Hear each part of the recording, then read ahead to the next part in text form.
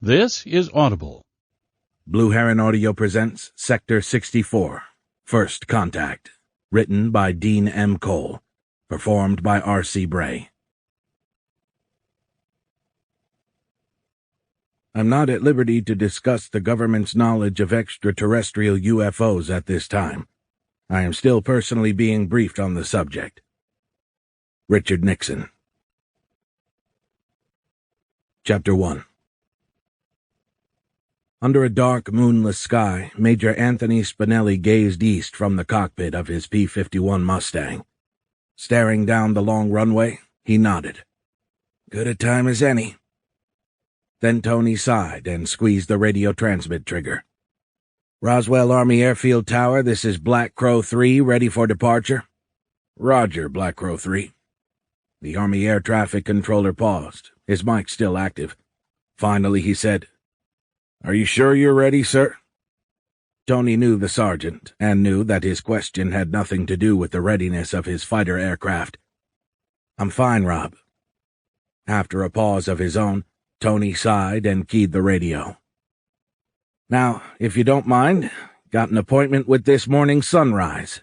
The squadron commander wants a couple of hours on this old stang. Make sure the mechanics got it right this time.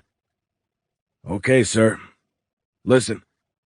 I'm sorry for your loss. Damn it, Sergeant Johnson. How about you just clear me for takeoff? Shocked silence streamed from the radio. Finally, the controller's voice returned, tight and curt. Sorry, Major. Black Crow 3 cleared for departure, runway 08. Tony winced, but he bit back an apology. After a brief hesitation, he shook his head and dutifully repeated the takeoff clearance. Then he applied full throttle. The Mustang's 1,500-horsepower engine roared, and its 11-foot-wide prop quickly screwed the 10,000-pound plane into the air. Tony patted the throttle, purring like a kitten. Of course, it had always run smoothly at first. The glitch only manifested after a few minutes of flight, although Tony believed they had finally found the culprit. He expected an uneventful flight this morning. A quarter hour later, as he guided the plane up to 20,000 feet, Tony patted the throttle again. Good to go. None of the earlier issues had returned. Regardless, the squadron commander wanted him to make doubly sure that it didn't. The old man had instructed him to fly it for 2 hours minimum. Tony thought the commander likely saw this as a test flight for him, as much as for the Mustang. He turned the fighter to a heading that would take him to a site only 75 miles to the west. Not far, but better than flying in big circles. The destination was Trinity, the location of the first nuclear bomb detonation. Tony shook his head. He couldn't believe that only 2 years had passed since that first nuclear test in 1945. The entire world had changed in those 24 months. A world war had ended, and a cold one had replaced it. But none of that mattered now. Not after what had happened to his family. The lights of Roswell Army Airfield disappeared behind him.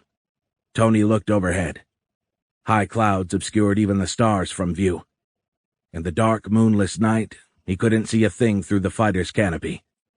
Absolute blackness filled it, as if the entire universe had disappeared, leaving Tony and his airplane in a black void that matched his mood. As the powerful engine droned, Tony thought back on his numerous flights over World War II Germany. The plane's familiar reverberation had accompanied him through dark days and darker nights, through life and death, and he'd done it all willingly enough. He'd done it to keep the war over there. He'd done it for them, to keep them safe. And now... For long minutes, Tony stared into the blackness that had swallowed his aircraft. He shook his head and swallowed back the lump that was trying to choke him.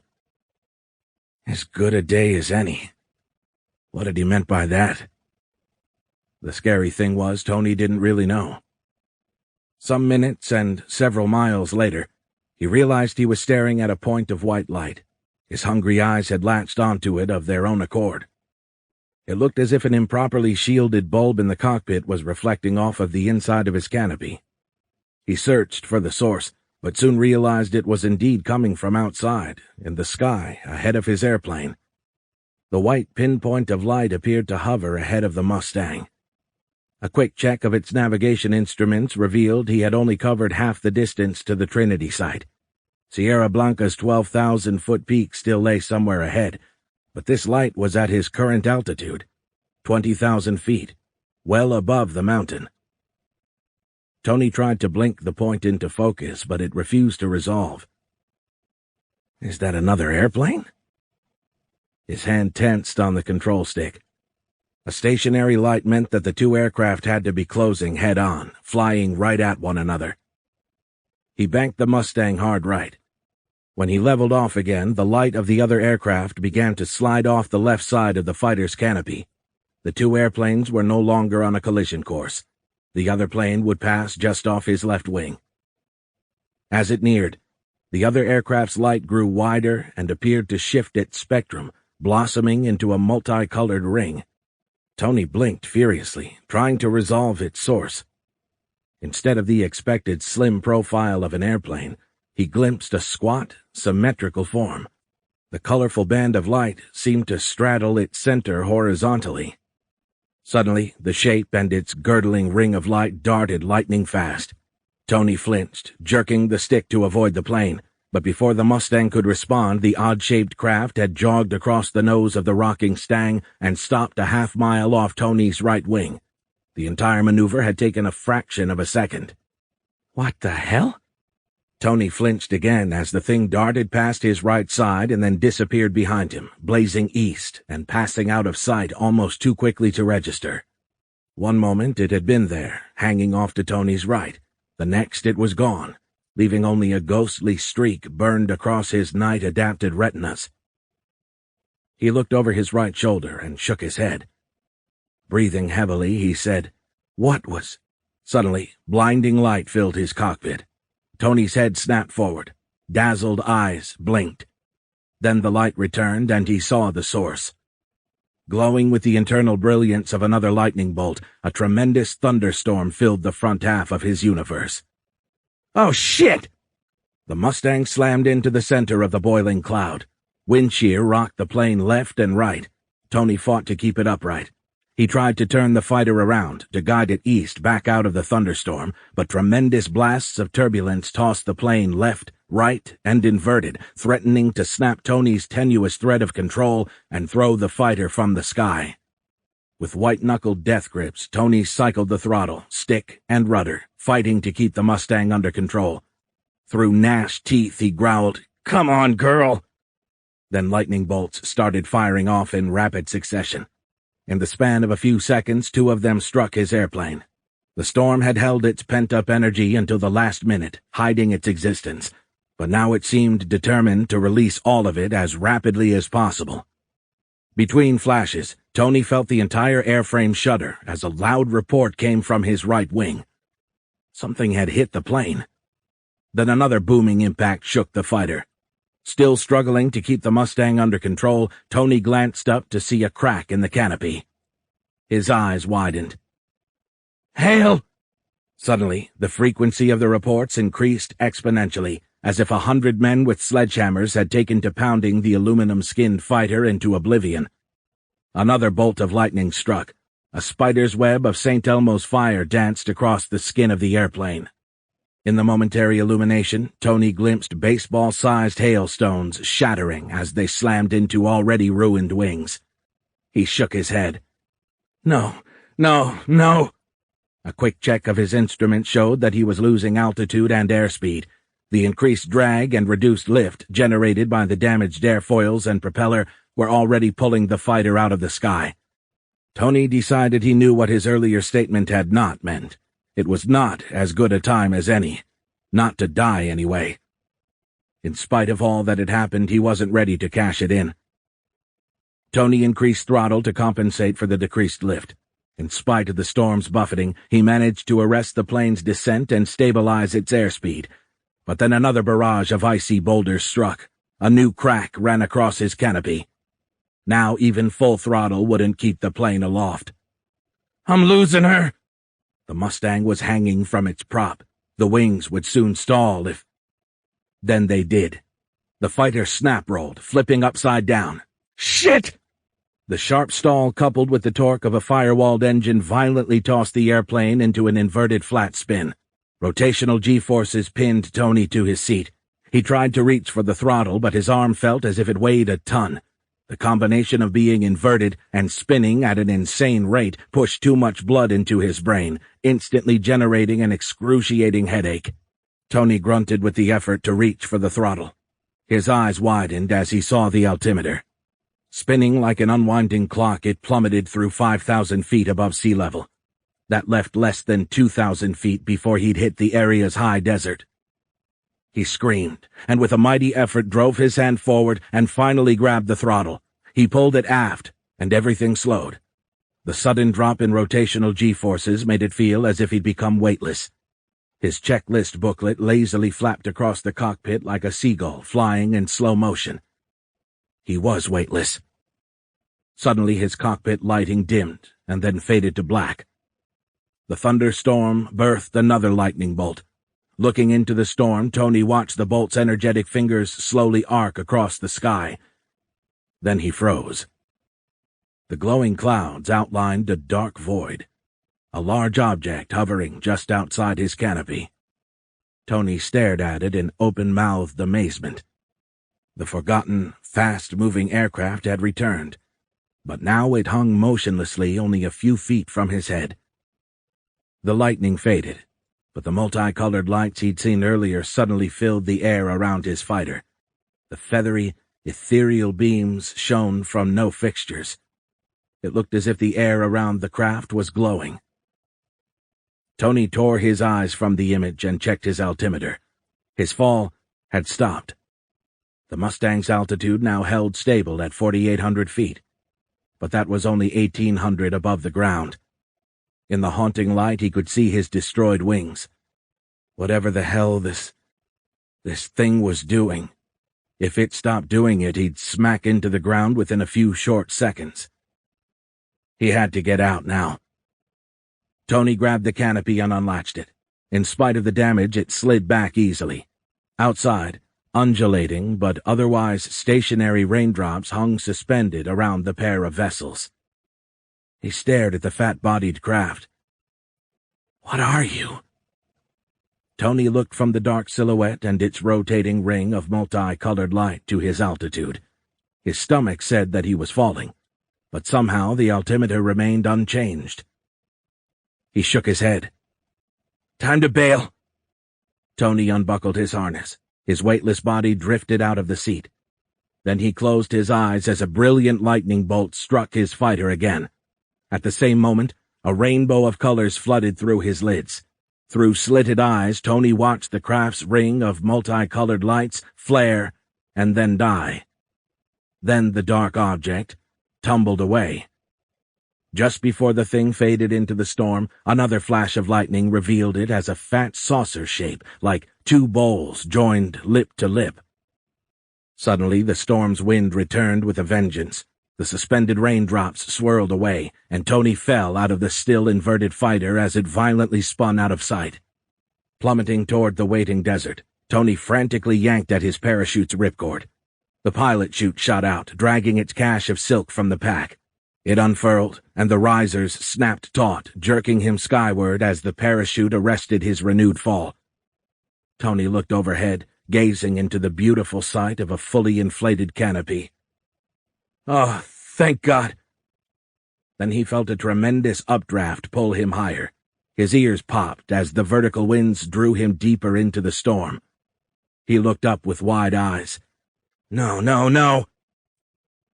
Last year, an Army Air Corps pilot had bailed in the middle of a thunderstorm and died of exposure and oxygen starvation.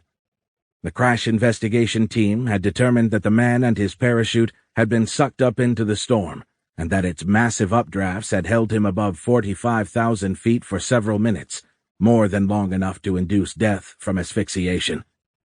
It was the same lifting mechanism that formed hailstones.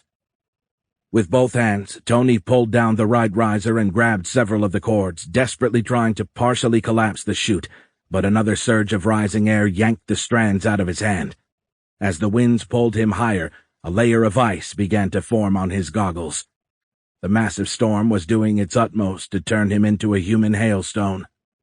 Then, panting and freezing, Tony felt consciousness slipping away. No. No.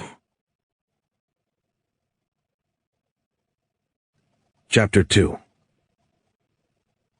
Tony woke with a start. A distant brown surface hung beneath his feet. Blinking, he tried to bring it into focus. A violent shiver racked his soaked body. Then the world resolved. What the hell? Tony flinched. The spasm sent his dangling legs into an arcing swing. New Mexico's high desert hung a couple of miles beneath the soles of his boots. Wide-eyed, he looked up. An olive-drab parachute towered overhead. Suddenly, orange light blossomed to his right. Tony's head snapped in that direction. He watched the sun creep above the eastern horizon. He'd been flying, but... what? My plane. The storm. Tony flinched again as a brilliant flash and a tremendous explosion came from his left. He looked that way and saw a towering thunderstorm filling the western sky. Then his eyes widened as he remembered being in that storm. I'm alive. When Tony had felt consciousness slipping away, he had thought he was done for. The storm had held him in it long enough for the sun to rise. He must have ridden updrafts and downdrafts for more than half an hour. Fortunately, the storm had spat him out before holding him aloft long enough to kill him. Aside from a splitting headache and a serious case of the shivers, Tony felt all right. Then the last detail returned. That thing. What the hell was it? Tony paused and looked around. And where in the hell did it go? Then he realized he had more immediate issues. He was descending toward one of the region's flat-topped hills, a mesa. He'd be lucky not to tumble off the cliff at its edge. Even if he managed to stick the landing, he'd likely roll onto a damned cactus. Orange sunlight glinted off of something atop the mesa. Then Tony saw the light reflecting off of hundreds of shiny objects. The Mustang? He shook his head. No, that can't be from his plane. The pieces were flapping in the breeze. They looked more like foil than the sheet metal skin of an airplane. Then he saw skid marks scrawled across the hill. Tony followed the lines visually. They ran off the top of the mesa and picked up again about a half-mile west, ending at the base of the next hill. Tony froze, staring open-mouthed at the craft that sat at the end of those scars. Son of a bitch, he whispered. That wasn't his plane. It was the fat saucer he'd encountered in the storm. The thing had crashed. The sight of the ground rushing up toward Tony's feet snapped him out of his trance. Fortunately, the chute was turned into the wind, so he landed with little lateral drift. He tumbled awkwardly. The rolling impact knocked the breath out of him. As he struggled to draw air, he managed to collapse the chute before it could drag him through a cactus. A moment later, the wheezing man rolled up the chute and pinned it down with his removed harness and a small boulder. Standing, Tony surveyed his surroundings. He walked over to one of the pieces of foil and picked it up. The small, jagged sheet seemed too light. He could barely feel it. The metallic material rested on his palm like a feather. Tony flipped it over. The other side of the foil looked black. He held it up. He could see a reflection of the surrounding desert and the sun on its dark surface, but the image looked like a photo negative. Instead of a bright orange orb, the sun looked like a black spot in the center of the image. Shaking his head, Tony whispered, "How can that be?" He looked around. Thousands of pieces of the stuff cluttered the ground. Tony wadded up the foil fragment and dropped it. Before it had fallen an inch from his hand, the piece unfurled and then floated down, zigzagging like a falling feather. Tony picked up another piece and did the same thing, crumpling the sheet until it was a small clump in his fist. Then he opened his hand, and the wad unfurled like a flower blooming in fast motion. In less than a second it flattened out, leaving no wrinkles. Jeez. He tried it with a few more pieces, always with the same result. Then he saw a crushed cactus. Beyond it, a deep gouge in the sand pointed toward the hilltop's western precipice. Tony dropped the jagged piece of foil and trotted toward the edge. The wide draw between the hills scrolled into view. He slid to a stop at the edge of the cliff. Heart pounding, breathing heavily, Tony stood on the precipice, staring at the black disk wedged into the nape of the next mesa. Holy shit! He shook his head. What are you? Tony finally stopped shivering. Good thing it's July, he muttered between breaths. The desert's dry air had already sucked most of the moisture from his flight suit and leather jacket, and the trek down the mesa's steep slope had warmed him. Tony stepped over another piece of debris, and then did a double-take. Something that looked like a portion of a structural member protruded from beneath a foil fragment. He picked up the piece. The small I-beam was about a foot long and an inch wide. The thing was so light it felt as if it might float out of his hand. Tony thought it must be some kind of foam insulation, but when he tried to bend it, the beam wouldn't give. It felt like solid steel cast from thin air. He tossed it up, and it floated back toward his hand with the celerity of a falling balloon. As the piece slowly somersaulted, Tony glimpsed writing on its side. When it finally landed on his palm, he held the white piece up so that shadows outlined the embossed figures. They looked like a mix of Egyptian hieroglyphs and Asian characters. Oh shit, Russians? Then Tony looked closer and shook his head. The Russians used some weird letters, but he didn't recall them looking this odd. But he looked uneasily from the piece to the large disk lying ahead at the base of the hill. What the hell are you? He asked again. Tony gave the small I-beam another look and then stuffed it into a leg pocket. He continued walking toward the crashed ship. He wondered if this might be the craft the United Airlines crew had spotted a few days ago. A flying saucer, Tony said, trying out the words. He'd been thinking it ever since he'd first glimpsed the craft's shape, but spoken aloud, the words sounded ludicrous. But there one was, a flying saucer, right in front of him. Tony ignored the rest of the debris. Jogging again, he zigzagged between cactuses and crumpled chunks of wreckage. None of it looked like it had come from his Mustang. The airplane was nowhere to be seen. It must have crashed farther west, likely under the now dissipating thunderstorm. As Tony approached within 100 yards of the crashed ship, the early morning sun rose from behind the eastern mesa to his rear. He felt its warmth on his back. His shadow stretched toward the strange black object. While the cliff wall behind the saucer glowed in the sun's orange radiance, the dark skin of the disk soaked up the light, just like the foil pieces had. Tony slowed to a hesitant walk, studying the saucer through slitted eyes. It looked as if the crash had sheared off a significant chunk of its bottom, leaving a large hole. He stopped 20 yards from the disk, reluctant to step any closer. Tony craned his neck, trying to peer through the hole in the ship. However, the shiny inner surface of the upturned skin that ringed the edge of the gaping maw glistened with the reflected yellow fire of the rising sun. Squinting against its blinding glare, Tony couldn't make out the ship's dark interior. Stepping hesitantly, he eased closer, a hand held up to shield his eyes from the reflected sunrise. The odor of burned insulation or wiring filled the air, although he didn't see any smoke. As he stepped within a few feet of the opening, he finally glimpsed something through the hull breach. Tony froze, and his eyes widened as faint gray lines resolved as a complex web that seemed to fill the ship's interior. "Holy mackerel," he said through a constricting throat. "Looks like a damn spider's web." As if responding to the sound of his voice, the interior of the saucer lit up.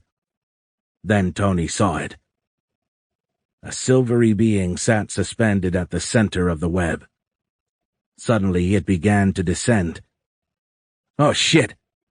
Tony snapped out of his trance and backed away. He had no interest in being breakfast for some alien spider. No way. He tripped over something and fell hard on his ass. Two of the spider's silvery legs slid into view.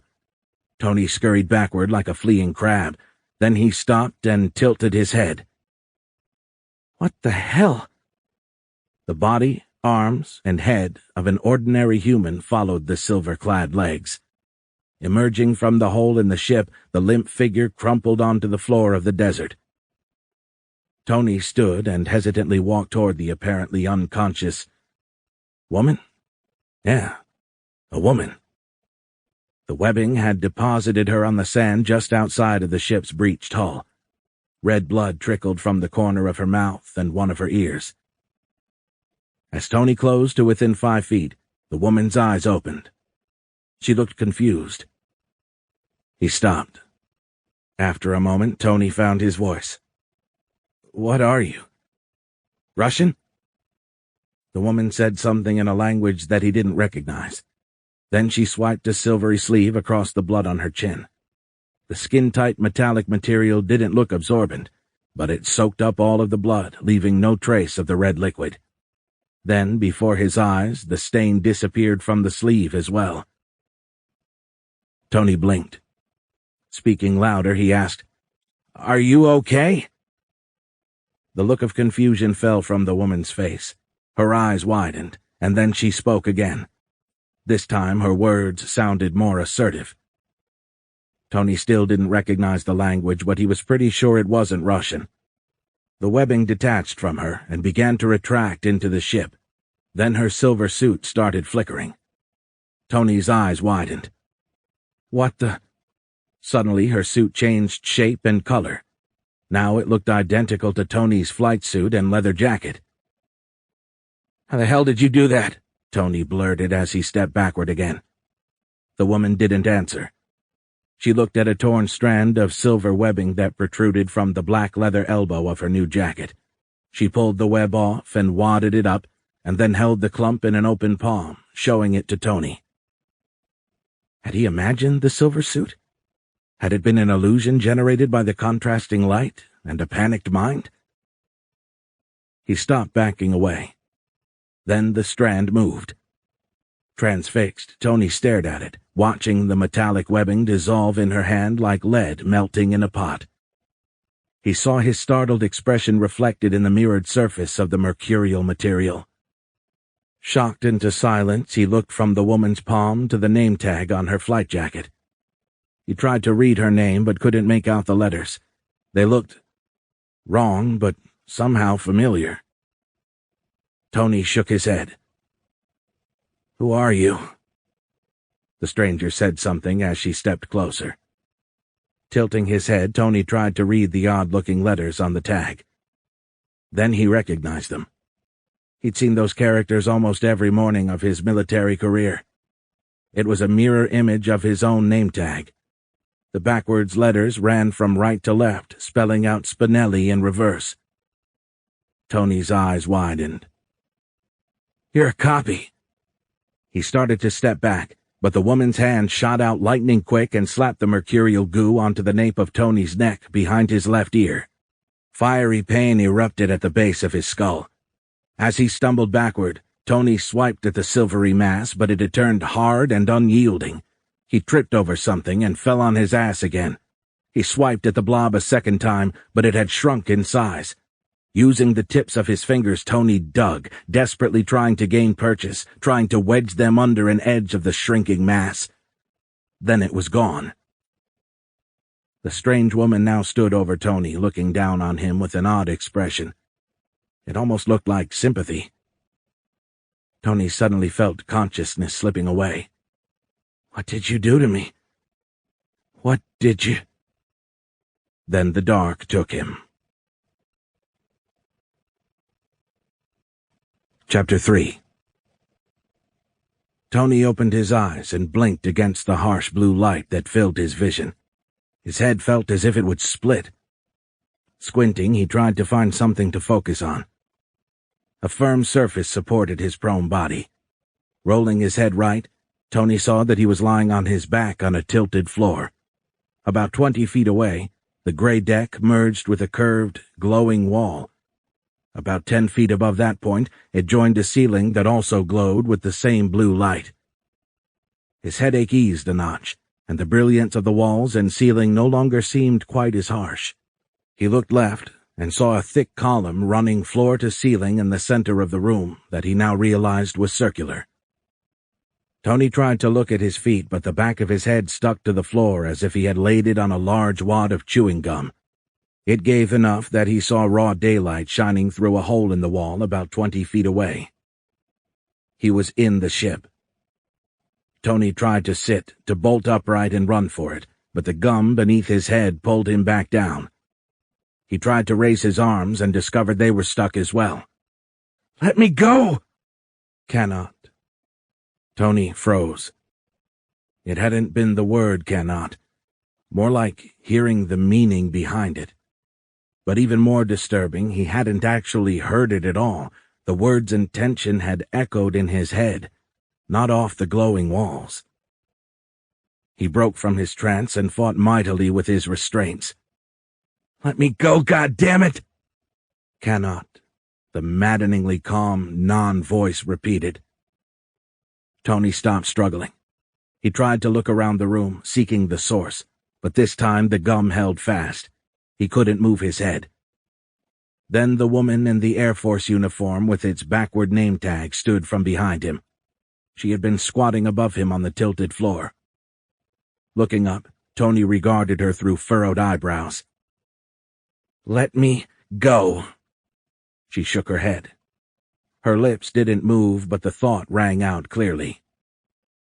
"Cannot." "Why the hell not?" A barely perceptible smile curled the corners of her closed lips. The non-voice and its intentions returned, but her mouth didn't move. "Good. You understand." Tony only understood one thing. This woman wasn't Russian. Hell, she probably wasn't even from Earth. "You are correct. Not from your world." Tony blinked in surprise. "What? I didn't say anything." "Thoughts, I hear, as do you." Tony felt his heart racing. He fought against the bindings but couldn't break free. He screamed with frustration. Through a growl, he yelled, "Let me go!" The woman's Mona Lisa smile faded. Now she looked sorrowful. "Cannot." Tony felt a twinge at the back of his neck just below the base of the skull. Then he remembered the gray goo, the pain, and losing consciousness. His eyes widened. "What did she do to me?" "Sorry. We usually sedate for that." "For what? What did you do?" "Machines. Tiny. In brain." "What? You put a machine in my head?" Tony felt his heart rate redouble, as did his breathing. She shook her head. "Machines. Not one. Millions." Seeing Tony's widening eyes, the woman held up a hand. "Calm. No hurt. Machines tiny. Like virus, but good. Facilitate communication." Her Mona Lisa smile returned. "Facilitate understanding." Suddenly Tony felt his blood pressure dropping. His need for air reduced as well. Her smile broadened, and she nodded. "Machines facilitate calm." Tony wanted to scream, wanted to yell at the woman, but he could no longer muster the energy or the anger. "What are you doing to me?" he said in words that seemed to lose import mid-sentence. The woman didn't answer. She just stared at Tony expectantly. Unbidden, a stream of images, thoughts, and emotions flowed through his mind. Each elicited the associated word, heard but not spoken aloud. They ran through his mind like cars of a freight train driven through an intersection at top speed. In spite of the calming effect apparently imparted by the little viral machines, Tony's hands clenched into fists and he ground his teeth together. The sensations threatened to overwhelm him. Then the stream disappeared, leaving Tony in a welcome sensory void. "What was that?" The woman stepped up to Tony's side and dropped to a knee. She cocked her head. "The machines learned your language," she said, speaking audibly for the first time. She had a strange accent. "Now they teach me." She paused and cocked her head sideways. "English?" The odd accent sounded like that of a South African army captain whom Tony had served with in the war, but the woman's speech sounded mechanical, her sing-song cadence emphasizing the wrong parts of the sentence. Tony tried to shake his head. He had to quit thinking of this thing as a woman. It was alien. He now knew he hadn't imagined the silver suit. For all he knew, the alien could change its skin as easily as it had its clothes. Longingly, Tony gazed down his nose at the hole in the ship. He struggled against the bindings. Relenting, he pulled his eyes away from the sight of the opening and the beckoning desert beyond. He looked back up to the being. The alien suddenly looked sad. "Who are you?" Tony said. "What are you?" He struggled against the bindings. The gum attached to the back of his head constricted, drawing him tight to the floor. Looking through his eyebrows again, he glared at the being. "Why are you here?" Frowning, it looked across the interior of the ship, appearing to consider his questions for a long moment. Then it nodded and looked at him intently. The mental image of a nuclear mushroom cloud blossomed in his mind's eye. It came to him as had the previous impressions, but with a visual component this time. He realized that the machines had birthed the vision. Then the image faded, and the being's face again filled his field of view. Tony blinked. His suddenly dry mouth fell open. "Oh my God. You're here to invade. You're going to nuke us." A confused look crossed the being's face. Then its eyes cleared, and its head shook. "No. That was you. You exploded." It paused again, searching for the word. Tony felt the machines probe his mind again. Then the alien nodded. "You exploded atomic weapon." It pointed west. "Near here." Tony nodded. "Yes, the Trinity test. But that was 2 years ago." It nodded again. "Our sensor far away. Light and nuclear signal take 2 of your years to cross distance." "Sensor?" His eyes widened. "You had something in space, watching us? Something 2 light years away?" The being shook its head. "Not watching you. We not know you. Millions of sensors across." Tony felt the questing machines again. It nodded. "Across the galaxy. The Milky Way. The sensors wait. Listen for intelligent life." He considered her words. They came because they detected our nuclear tests? Shouldn't they have detected our radio waves long before that? Apparently the machines in his brain transmitted his thoughts, because the being shook its head and raised an eyebrow in a very human-like manner, giving Tony a meaningful look. "Sensors only report life capable of creating trouble." It paused and then pointed east. "Much trouble there." After a moment, Tony realized the alien was talking about Roswell. That made sense. As far as he knew, the 509th Bomber Group at Roswell Army Airfield had the world's only nuclear-armed airplanes. He tried to quell the thought as soon as it entered his mind, but a nod of the being's head told him that it, or its damned machines, had read his thoughts. He tried to shake his head, but the floor held him tight. "So, popping nukes means we might be troublemakers? You're here to knock us down?"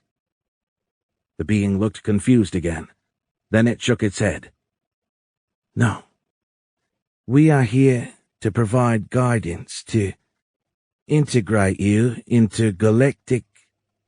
Tony felt another questioning probe and suddenly understood the meaning behind the being's thought.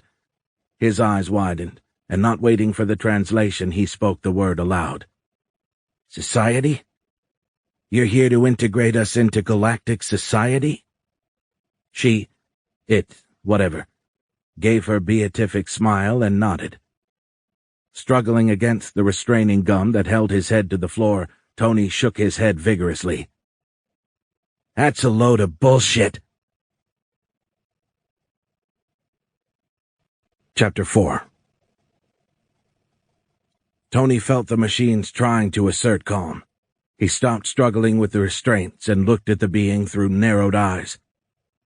"You're here to help us," he said dubiously. "Yes, we do this many, many times." "Many times?" Tony paused, blinking in surprise as the meaning of the words sank in. "How many alien—" He searched for the right word. "Species. How many alien species are there?" The being cocked an eyebrow again. "Thousands in the Milky Way." "Holy moly," Tony whispered, momentarily forgetting his doubt. "Thousands?" The being nodded, but then a shadow crossed its face. "But this time it's different." Its eyes cleared, and the alien again looked at Tony intently. "I need your help." "What could you need from me?"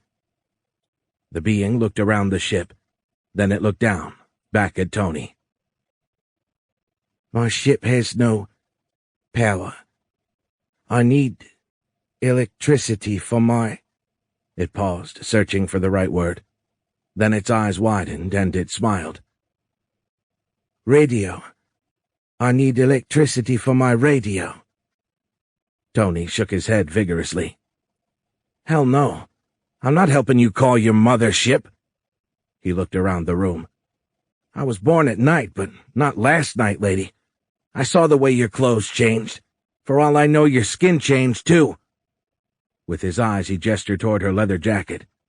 "You're probably not a lady at all. Might be a lizard under all that. I get you a radio and you'll call down General Zahn." The being shook its head. "Machines say you have same molecules." "Molecules?" The alien nodded. "The same molecules in your cells."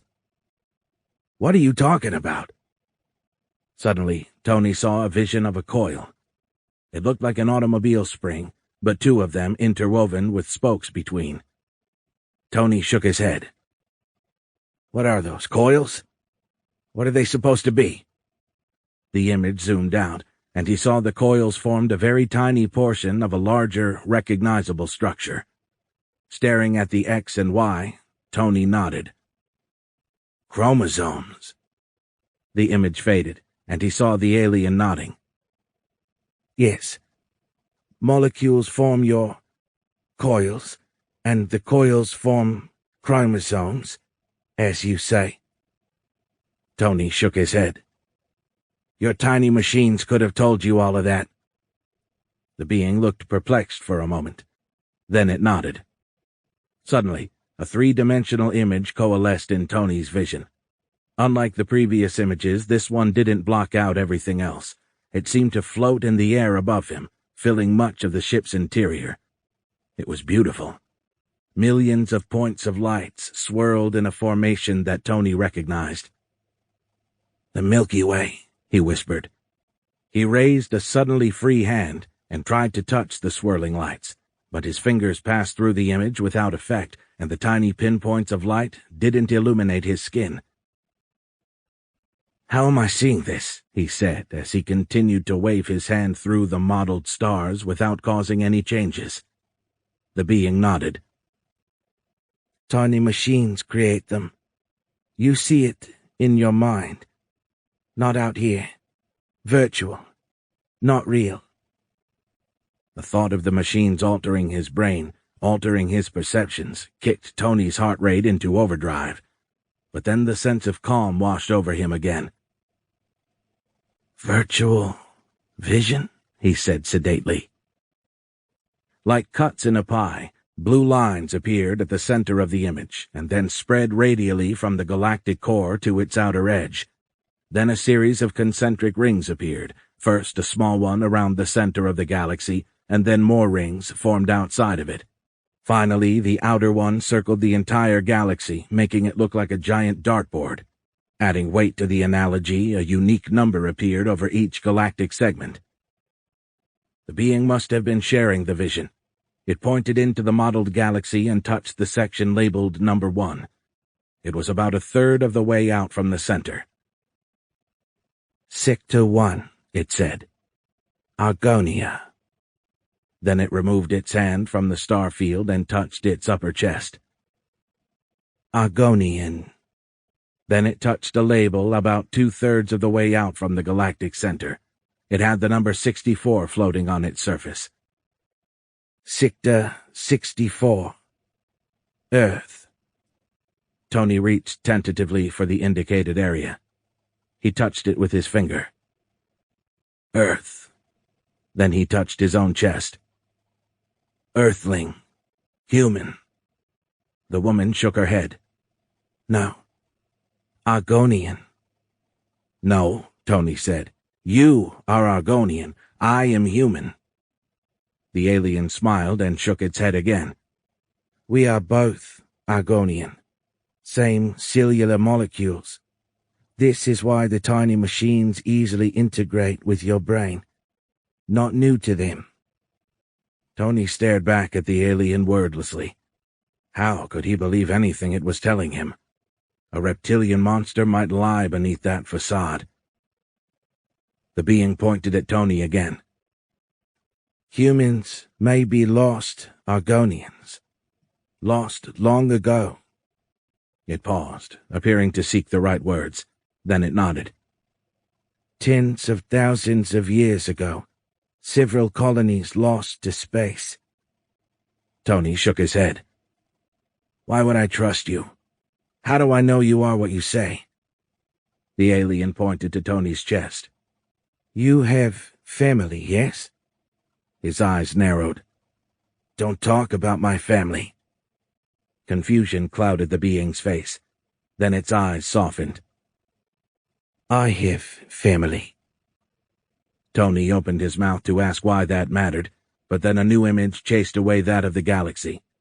In the vision, a man stood looking over the shoulder of a woman. No, not a woman, it was this woman. In her arms, she cradled a small baby with a red tuft of hair that matched the color of the man's. Tony was shocked to hear sound this time. In the mental image, the woman was singing a song that Tony did not recognize. The music seemed to start and end inside his brain. The room around them looked similar to the interior of the ship, very minimalistic, with glowing walls. The woman bent over and laid the baby on a piece of furniture that seemed to grow up out of the floor as she bent. Tony belatedly recognized it as a crib. Suddenly, something new came through his connection with the machines. Emotions. Not his own, but those of the woman in the vision. Tony could sense her pride, her love for her family. His heart swelled with it. Tears welled in his eyes. However, these were neither linked to the external emotions nor buffered by the calming effect exuded by the viral machines. These were his own, born of an unbearable loss. Tony's emotions must have leaked back across the link he had with the woman because she suddenly looked at him with shocked, widening eyes that filled with tears. The terrible knowledge revealed to her by that connection streamed across her face. Her mouth worked silently for a moment. Finally, she said, "I am sorry. Did not know." "Don't worry about it," Tony whispered. He turned his head to the side, trying to blink the moisture from his eyes. He wiped the sleeve of his free arm across his face. His body relaxed as he stopped straining against the bindings. Tony now knew that this was truly a human, or Argonian woman. knew she couldn't have faked those emotions. He lowered his arm and looked at her. "I believe you." She nodded and extended her arm toward him. Tony felt the floor release him. He accepted the proffered hand. Now standing on the tilted floor, he looked around the interior of the ship but saw nothing new. No control panel, not even the webbing that had suspended the woman. He turned to face her. She looked tense, as if expecting him to bolt. "I am Major Anthony Spinelli." He held out a hand. "But you can call me Tony." After the briefest hesitation, the woman grasped his hand and nodded. "Tony, I am Strim Caspars." "Casper? Like the friendly ghost?" "Ghost? What is ghost?" Then her eyes widened. She looked at her arms and then looked back at Tony with a confused expression. "Me? No ghost. I am alive." Tony smiled and shook his head. "Don't be so literal, Strem." The woman began to protest, but then a new noise drowned out her words. Tony recognized it instantly. "That's a P-51 Mustang, like the plane I was flying." The woman started toward the breach in the hull, but Tony reached out and stopped her. He held up a finger. "No, wait." All they needed was for some wet-behind-the-ears second lieutenant with a happy trigger finger to start taking pot shots at them. The plane roared as it flew directly overhead. The saucer's two occupants stood motionlessly inside as the Mustang circled 2 more times. Finally, the fighter plane departed the area. The woman looked at Tony with urgency in her eyes. "Must make radio call." He shook his head. "I'm still not sure that's a good idea. I think we should wait for my leaders to make that decision." "No," Strem said, shaking her head. "There are procedures that must be followed," she said in her improving English. While her accent remained, the inflections of her speech had settled down, no longer emphasizing the wrong words. Strem gestured to the ship around them. "Some of these technologies are too dangerous for you. I must contact my leader." Tony looked at her and held up his hands. "Why don't you have power?" "Ship broken. Power source disconnected." Tony pointed to the glowing walls and ceiling. "Looks like you have electricity." Strem shook her head. "Not enough for radio, and my main power source is in, I think you would call it safe mode. Cannot use. Disconnected." She waved her hand in a beckoning motion. "Come see." The woman walked to the opening in the hull. Tony followed. They stepped outside and walked around to the left side of the ship. She crouched down and pointed under the belly. "The power source is—" Strem stopped mid-sentence. She suddenly became very animated as she searched the underside of the craft. "No. No!" Tony peered underneath, trying to see what had disturbed the woman so much. "What?" "Not here. Gone." "What is?" "Power source," the woman said with a panicked tone. Tony nodded. "Okay, I don't think we'll be alone much longer. The military will be here soon. We can figure it out then." Strem shook her head vigorously. "Human Argonians cannot have power source. Definitely too dangerous." "What do you mean? What kind of engine is it?" "Not an engine. Power source. Negative material." Tony tilted his head. "Negative material?" Strem appeared to consider his words. After a moment, she held up one hand. "Positive material." Then she held up the other hand. "Negative material." She touched her hands together and then threw them apart, making a loud sound that must have been the Argonian equivalent of boom. "Positive meet negative. Make big. Giant. Enormous. Explosion." "You're talking about antimatter," Tony said, nodding contemplatively. "I just read an article about that in National Geographic." Strem did not seem to hear him. The woman had a far-off gaze. Unbidden, a new image appeared in his virtual vision. Tony saw a nuclear explosion. Then he blinked, and his mouth fell open as he noticed the scale of the mushroom cloud in the image. He was looking at North America, not as it would look on a map. This looked as it would from space, he guessed. There were no borders, and the continent was upside down, but the shorelines of the Pacific, the Atlantic, and the Gulf outlined its familiar shape. However, a towering mushroom cloud now sat where New Mexico should have been. It appeared to cover an area the size of an entire state. Assuming that Strem saw it as well, Tony pointed into the image. "Is this what will happen if the antimatter gets loose?" She nodded somberly. Suddenly, the vision evaporated as a squeaking racket shattered the morning calm. The two of them ducked for cover behind the ship. Peering around the vessel, they looked toward the mesa where the saucer had first impacted. A cloud of sand rose above its flat-topped surface. A moment later, a truck emerged from the billowing dust and slid to a stop at the hill's steep edge. A man stepped from its cab. Tony could just make out his denim shirt and straw hat, but not much else. The man was not looking in their direction. It didn't look like he had noticed the ship yet. He appeared to be studying something in the ground. Suddenly, Strem stood upright, a shocked look on her face. Tony held up a hand. "Don't worry about him. He's not with the military. That's just a local rancher." The man suddenly kicked something. Whatever it was, it must have been heavy. It didn't move. Strem shook her head. "We need to stop him." "What? Why? He can't do anything." The rancher kicked the object again. Strem stepped out from behind the ship and started jogging toward the distant man. Tony followed her. As he caught up with the woman, he said, "What the hell are you doing?" She pointed ahead. "Anti-meta unit." Seeing Tony's sudden hesitation, the woman shook her head. "Is safe, contained, but kicking not good." A couple of minutes later, as they began to climb the steep side of the mesa, a new noise rose. This time the squeaks and rattles of multiple vehicles filled the air. Strem paused and looked at Tony with wide eyes. "More trucks?" He nodded. "Or something."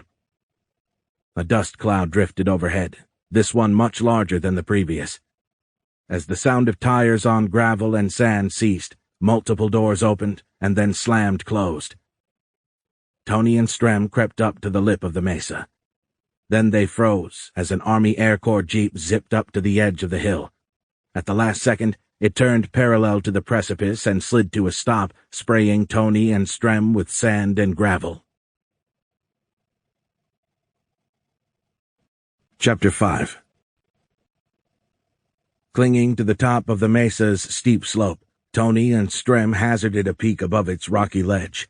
A glossy, spit-shined boot descended from the far side of the jeep. "Good morning, Mr. Brazel. It's about time you guys got here," said the rancher, apparently one Mr. Brazel. "We came as soon as we could, sir. As you can see, we needed to gather our men and equipment." Peering beneath the jeep, Tony could only see the boots of the two men. "What do you have there?" the officer asked. "I thought you said you had aircraft debris." Tony recognized the military man's voice. That was Major Jesse A. Marcel, a Roswell Army Airfield intelligence officer. Tony looked from Major Marcel's spit-shined boots and spotted several more vehicles. It appeared that an entire military convoy had arrived while he and Strem had traversed the lowlands between the hills. Several men had already exited the vehicles and were rummaging through the debris that littered the hilltop. Some were already collecting the foil and depositing it into trucks. It didn't look like anybody had spotted the crashed ship yet. Tony considered revealing himself to the major. He felt silly hiding, especially from an officer who shared the same rank as he. "Well," the rancher said, "thought it was a crashed plane the first time I spotted the debris. Saw it from my truck. That's why I called you. But now, well, I'm not so sure." "We do have a missing fighter," said Marcel. "Sent out a spotter plane this morning. The pilot called in a crazy report about seeing some kind of ship. See anything like that?" Tony gnashed his teeth. This was ridiculous. Why in the hell was he still hiding? He placed both hands on the top of the ledge. Suddenly, Strem's hand grasped his upper arm. She looked at him with wide eyes. Then her voice manifested in his head. "No, Tony. They will take me." She tilted her head toward the sphere. "And they will take the antimatter, too. I won't be able to stop them." Tony shook his head. To her, he subvocalized, "You can show them, just like you showed me." She shook her head vigorously. "No, they will not let me close enough to insert the machines. I can tell them. They will think you contaminated, isolate you, not believe you." "Nope," said Mr. Brazel. Tony and Strem both winced as the rancher kicked the black sphere again. "Not sure what I got, really," he said. "This is the first thing that I've found that doesn't look like torn foil. Looks more like a basketball, but it's hard." He tried and failed to nudge it with the heel of his boot. "And damned heavy, too." Tony cringed again as Major Marcel also kicked the black sphere. Unbidden, the image of the state-eradicating mushroom cloud blossomed in his mind's eye again. Tony gave Strem a hard look. Still subvocalizing, he said, "Stop it, I get it. I'll hold off. For now." He paused, and then gestured to the collection of soldiers and vehicles scattered across the hilltop. "But I'm not sure how in the hell we're going to get out of this." Marcel raised his voice. "I need a few men over here." Still peering beneath the jeep, Tony and Strem watched several pairs of boots jog up toward the two men and the sphere. Tony gestured for Strem to follow him. Together, they scrambled over the precipice and crawled under the jeep, the sound of the approaching men covering their noise. Marcel spoke up again. "You men lift this up and put it in the back of that 2.5 over there." The Major and the rancher backed away as several pairs of dusty boots shuffled into position surrounding the black sphere. With a chorus of grunts, the men hoisted the antimatter chamber waist-high and began shuffling toward the indicated 2.5-ton truck. At 100 feet away, it was the nearest of the 3 large trucks presently parked on the mesa's flat top. Tony turned urgent eyes toward Strem. "We're running out of time," he whispered. "They've almost collected all of the debris." The woman nodded and closed her eyes. Suddenly, a loud pop issued from behind them. Tony jumped, as did every visible pair of boots. Then he winced as the circle of struggling men flinched, dropping the antimatter chamber. It landed with a cracking thud. One of the men screamed in pain and fell, clutching his foot. "What the hell was—" Major Marcel's words died mid-sentence as the mesa's entire complement of boots turned to face west. Tony looked over his shoulder. The sound had come from the direction of the saucer. Sure enough, he could now see smoke pouring from its breached hull. He looked at Strem's now open eyes. "What happened?" he said, subvocalizing again. "I give machines an order. Tell them to—" She paused. Tony felt the viral machines query his mind. Strem nodded. "I gave them self-destruct order. Causes noise and fumes. Smoke. Will that burn up the whole ship?" She shook her head. "Only the floor. It is a deck formed by billions of tiny machines." Marcel's boots stepped up to the mesa's western edge behind the jeep. A shiver ran down Tony's spine as he realized that he'd been lying on an ocean of viral machines. That's how she'd pinned him to the floor. "What the hell is that?" Major Marcel said. The rancher's pointed-toe cowboy boots stepped up to stand next to the Major. "I don't rightly know. Hadn't noticed that before." "Holy shit," Marcel said in a long, low whisper, barely audible from beneath the jeep. His voice rose again. Sounding excited now, he started rattling off orders. "Corporal Jones, you and the other drivers take the trucks back and drop off what you've collected so far. Get me a trailer, not a small one. We'll need one of those tank haulers. Stop by the motor pool and get the crane as well." After a moment's consideration, he hurriedly added, "And roust up the base's infantry company. We're going to need several men to police this area. I want to make sure we pick up every piece of debris." He snapped his fingers. "Oh yeah, stop by the Public Information Office and tell Lieutenant Hout I want his ass here 2 hours ago." The boots of the apparent Corporal Jones snapped together. Tony could envision the young man's salute, although he couldn't see anything above his knees. "Yes, sir," the corporal said. A ringing noise echoed across the top of the hill as the still grunting men deposited the black sphere into the back of the 2.5-ton truck. Tony and Strem cringed again as the antimatter chamber rolled across the metal bed and slammed into its forward wall with another loud thud. Now trotting away, Corporal Jones shouted, "Secure that load! Let's roll!" A minute later, the big trucks roared to life. They drove side by side away from Tony and Strem toward the far eastern edge of the hill.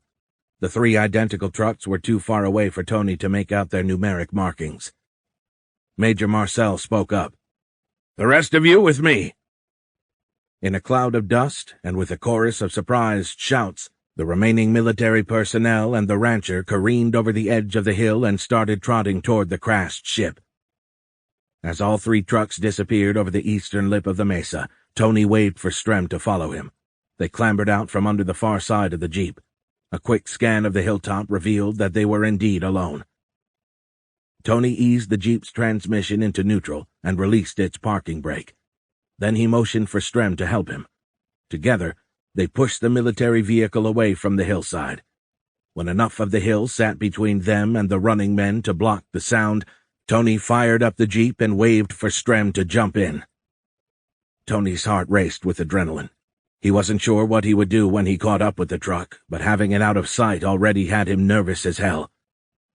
Apparently, Strem was feeling the same anxiety. She looked at Tony and pointed ahead. "Faster!" Tony nodded, but the 2 of them were already bouncing around in the seats. It was all he could do to keep the vehicle under control as it jittered across the desert. An agonizing minute later, they crossed the eastern edge of the hill. Tony saw the 3 trucks just as they pulled onto a nearby road, now driving in single file. He had no idea which one contained the antimatter chamber. A short time later, the jeep's tires squealed as Tony guided it onto the same highway. The vehicle's small engine roared as he pushed it to its top speed. Over the next several minutes, they slowly closed on the small convoy. Strem pointed ahead. "Which one?" Tony shook his head. "I don't know. It was too far away. I couldn't see its markings. We're almost at Roswell Army Airfield. We'll just follow them to their destination and figure it out there." He pointed to Strem's name tag. "That's backward." When the woman gave him a confused look, Tony pointed at his own name tag. "Yours is a mirror image of mine. The letters are reversed. You need to change it." Understanding dawned on the woman's face. Tony pulled his eyes from the road just long enough to see the tag morph, the letters reversing to properly spell out Spinelli. Still amazed, he shook his head but smiled. "That's better, but you need to pick a different name." "What name?" Tony envisioned one. "Can you see what I'm picturing?" Strem nodded, and her name tag suddenly changed to Smith. "Jesus, that's so weird. How are you doing that?" She gestured to her uniform.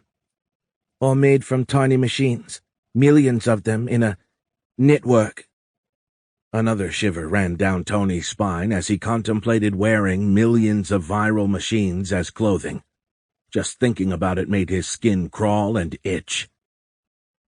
He looked at Strem's hair and realized that, uniform or not, she'd never get through the gate looking like that. Tony pointed at her head. "Your hair is too long, and—" He paused, shifting uncomfortably. "We don't have female fighter pilots. There used to be a few. They ferried planes during the war, but not anymore." Tony paused. He felt his face redden. Finally, he nodded toward her chest. "Your breasts are too big." Strem smiled at his discomfort. Then she nodded and closed her eyes. Tony flinched as silvery goo suddenly streamed out of the collar of the woman's imitation flight suit. It flowed over her head and began to change shape and color. An instant later, it looked identical to one of the army helmets that the soldiers had been wearing, hanging chin strap and all. She tucked her hair under the helmet. Then she looked down. Suddenly, The chest of her leather jacket flattened. He saw a wave of discomfort cross her face as a held breath burst from her lips. Strem looked at Tony and grinned sheepishly. "Machines constricting, compressing." She paused, searching for the word. Tony sensed the query. Before he could stop it, the wrong word slipped from his thoughts. Strem tilted her head. "Boobs?" Then she nodded. "Yes, the machines compress my boobs." Tony felt his face flush again. He shook his head. "Jeez." Ahead of them, the 3-vehicle convoy passed through the base's gate. The jeep was still half a mile from the entrance when Tony saw each truck go in a different direction. He slowed the jeep and then pulled it over to the shoulder. "Strem, can you still, sense which vehicle has the sphere?" The woman looked frightened. She shook her head. "No, I cannot." Tony pounded the steering wheel. Shit, what the hell are we going to do?" "I told you, need power source for my radio." "What? How is that going to help you find it?" "It won't, but I can call someone who can." Tony nodded and then said, "Your English is getting better." Strem pointed to her head. "Tiny machines, always learning." His eyes narrowed. "Who are you going to call?" "Someone that can stop this." As she said it, the now familiar image of the statewide mushroom cloud popped into his mind's eye. Tony nodded. Okay, I get it." The image evaporated. He pointed at the dash of the Jeep. "There you go, 12 volts right there." Strem shook her head. "Need more power. Antimatter power." "Well, that's a real catch-22. The woman looked at him with a confused expression. "Catch-22? Tony shrugged. "A dilemma, a logical conundrum." After a long hesitation, Strem nodded her understanding. "How much power are you talking about?" "Enough to open hole in space." "A hole in space?" Tony said. Another unbidden vision began to form in his mind's eye, but Tony raised a hand. They didn't have time for her to explain every arcane technological detail. "Never mind, there's a power plant near town."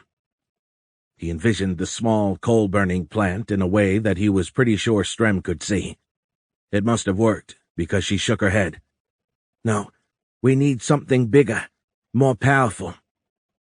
"Bigger, huh?" He leaned back in the Jeep's driver's seat and stared across the desert for a moment. Then he raised his eyebrows. "I think I know of a place." In his mind's eye, Tony envisioned the site's iconic image. Suddenly, Strem nodded and smiled. "Yes, that should work." Chapter 6. Tony looked at his passenger and smiled. "You're going to tear a hole in my upholstery if you don't release your white-knuckled death grip." Strem shook her head and pointed at the vehicle's metal dashboard and then at the open sky. "Why does your Studebaker not have an enclosure? No restraints, no padding." The grin fell from Tony's lips. He looked forward and glared at the streaming pavement. He swallowed, trying to banish the lump that suddenly tried to form in his throat. Today's events had given him his first reprieve from these thoughts, the memory of loss. Out of the corner of his eye, Tony saw Strem staring at him confusedly. Finally, Tony said, "Detroit seems to think that seatbelts are only for airplanes, not cars." The image of the highway wavered. He wiped away the threatening tears with the sleeve of his shirt and glanced self-consciously at Strem. Her knuckles had turned white again. Tony looked forward, following the line of her frightened gaze. Another vehicle had just crested a hill, approaching from the opposite direction on the narrow highway. His breath hitched. The accident had happened on a road just like this one. The thought dredged up the memories. That dark night he'd learned why they called it heartache.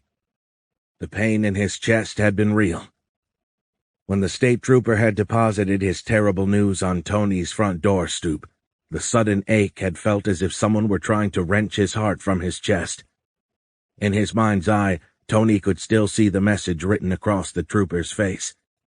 Even now, the memory of that look brought back the emotions, as if he were living it all over again. Strem jerked as if jolted by electricity.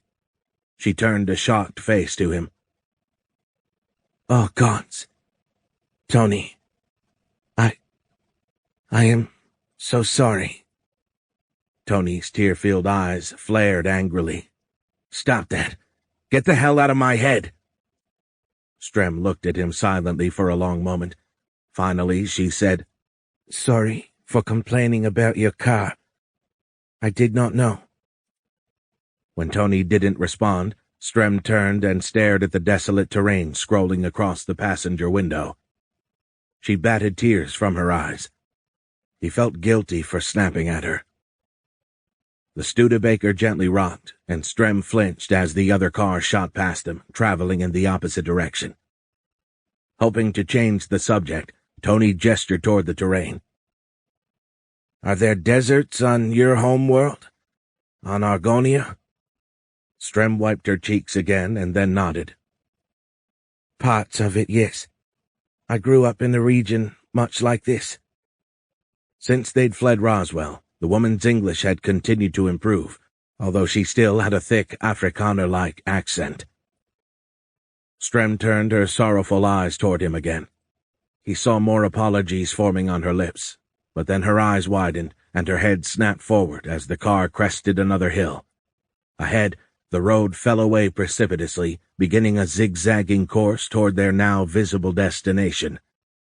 Happy for the distraction, Tony smiled and pointed at it. "There she is. Hoover Dam." Strem looked at him for a long, silent moment. Then she nodded. "Okay. How are we going to get in?" Tony held up the brochure he'd grabbed at the last service station. "According to this thing, the last tour starts at 5 p.m. He looked at his wristwatch. "That leaves us 15 minutes. An hour later, Tony and Strem stood in the center of Hoover Dam's massive generator room. A giggling little boy pointed at Strem's ill-fitting khaki pants. "Hey, lady, expecting a flood?" She glanced toward the generator room's back wall with a confused look. Hoover Dam formed that end of the large room. She tilted her head and looked back to the boy. "No, your dam is structurally sound. I don't think it will fail." The boy rolled his eyes and then looked as if he was ready to say something else, but Tony waved at him dismissively. "Scram, kid." The little boy laughed and ran back to the tour group. Their guide raised an arm. "Now, if you'll follow me, folks, I'll show you the dam inner workings." The man smiled at his overused play on words. Tony rolled his eyes and looked at Strem. She suddenly coughed and winced. Tony placed a hand on her elbow. "Are you okay?" An odd look crossed Strem's face, but then she nodded. They wore matching his and her Hawaiian shirts and khaki pants, clothes that Tony had pulled from his closet. Strem was taller than his wife had been, but the sight of those clothes and their associated memories still tore at his heart. Not wanting to start down that path again, he shifted his focus to the tan canvas backpack that hung from Strem's shoulder. He tugged it and pointed to a side door.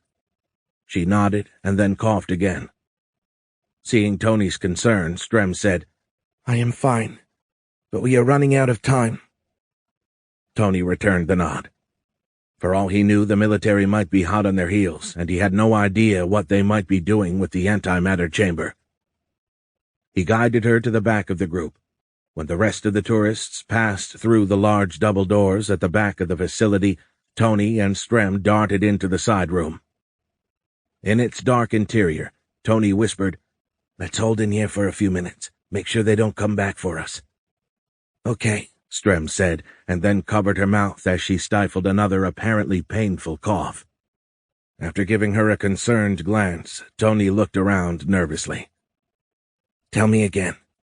Why couldn't we just tie into the power lines outside?" Strem shook her head. Those wires are too thin. We need to tap directly into the source. Well, I don't know if you noticed, but this place has armed guards. This could end badly. She cocked an eyebrow.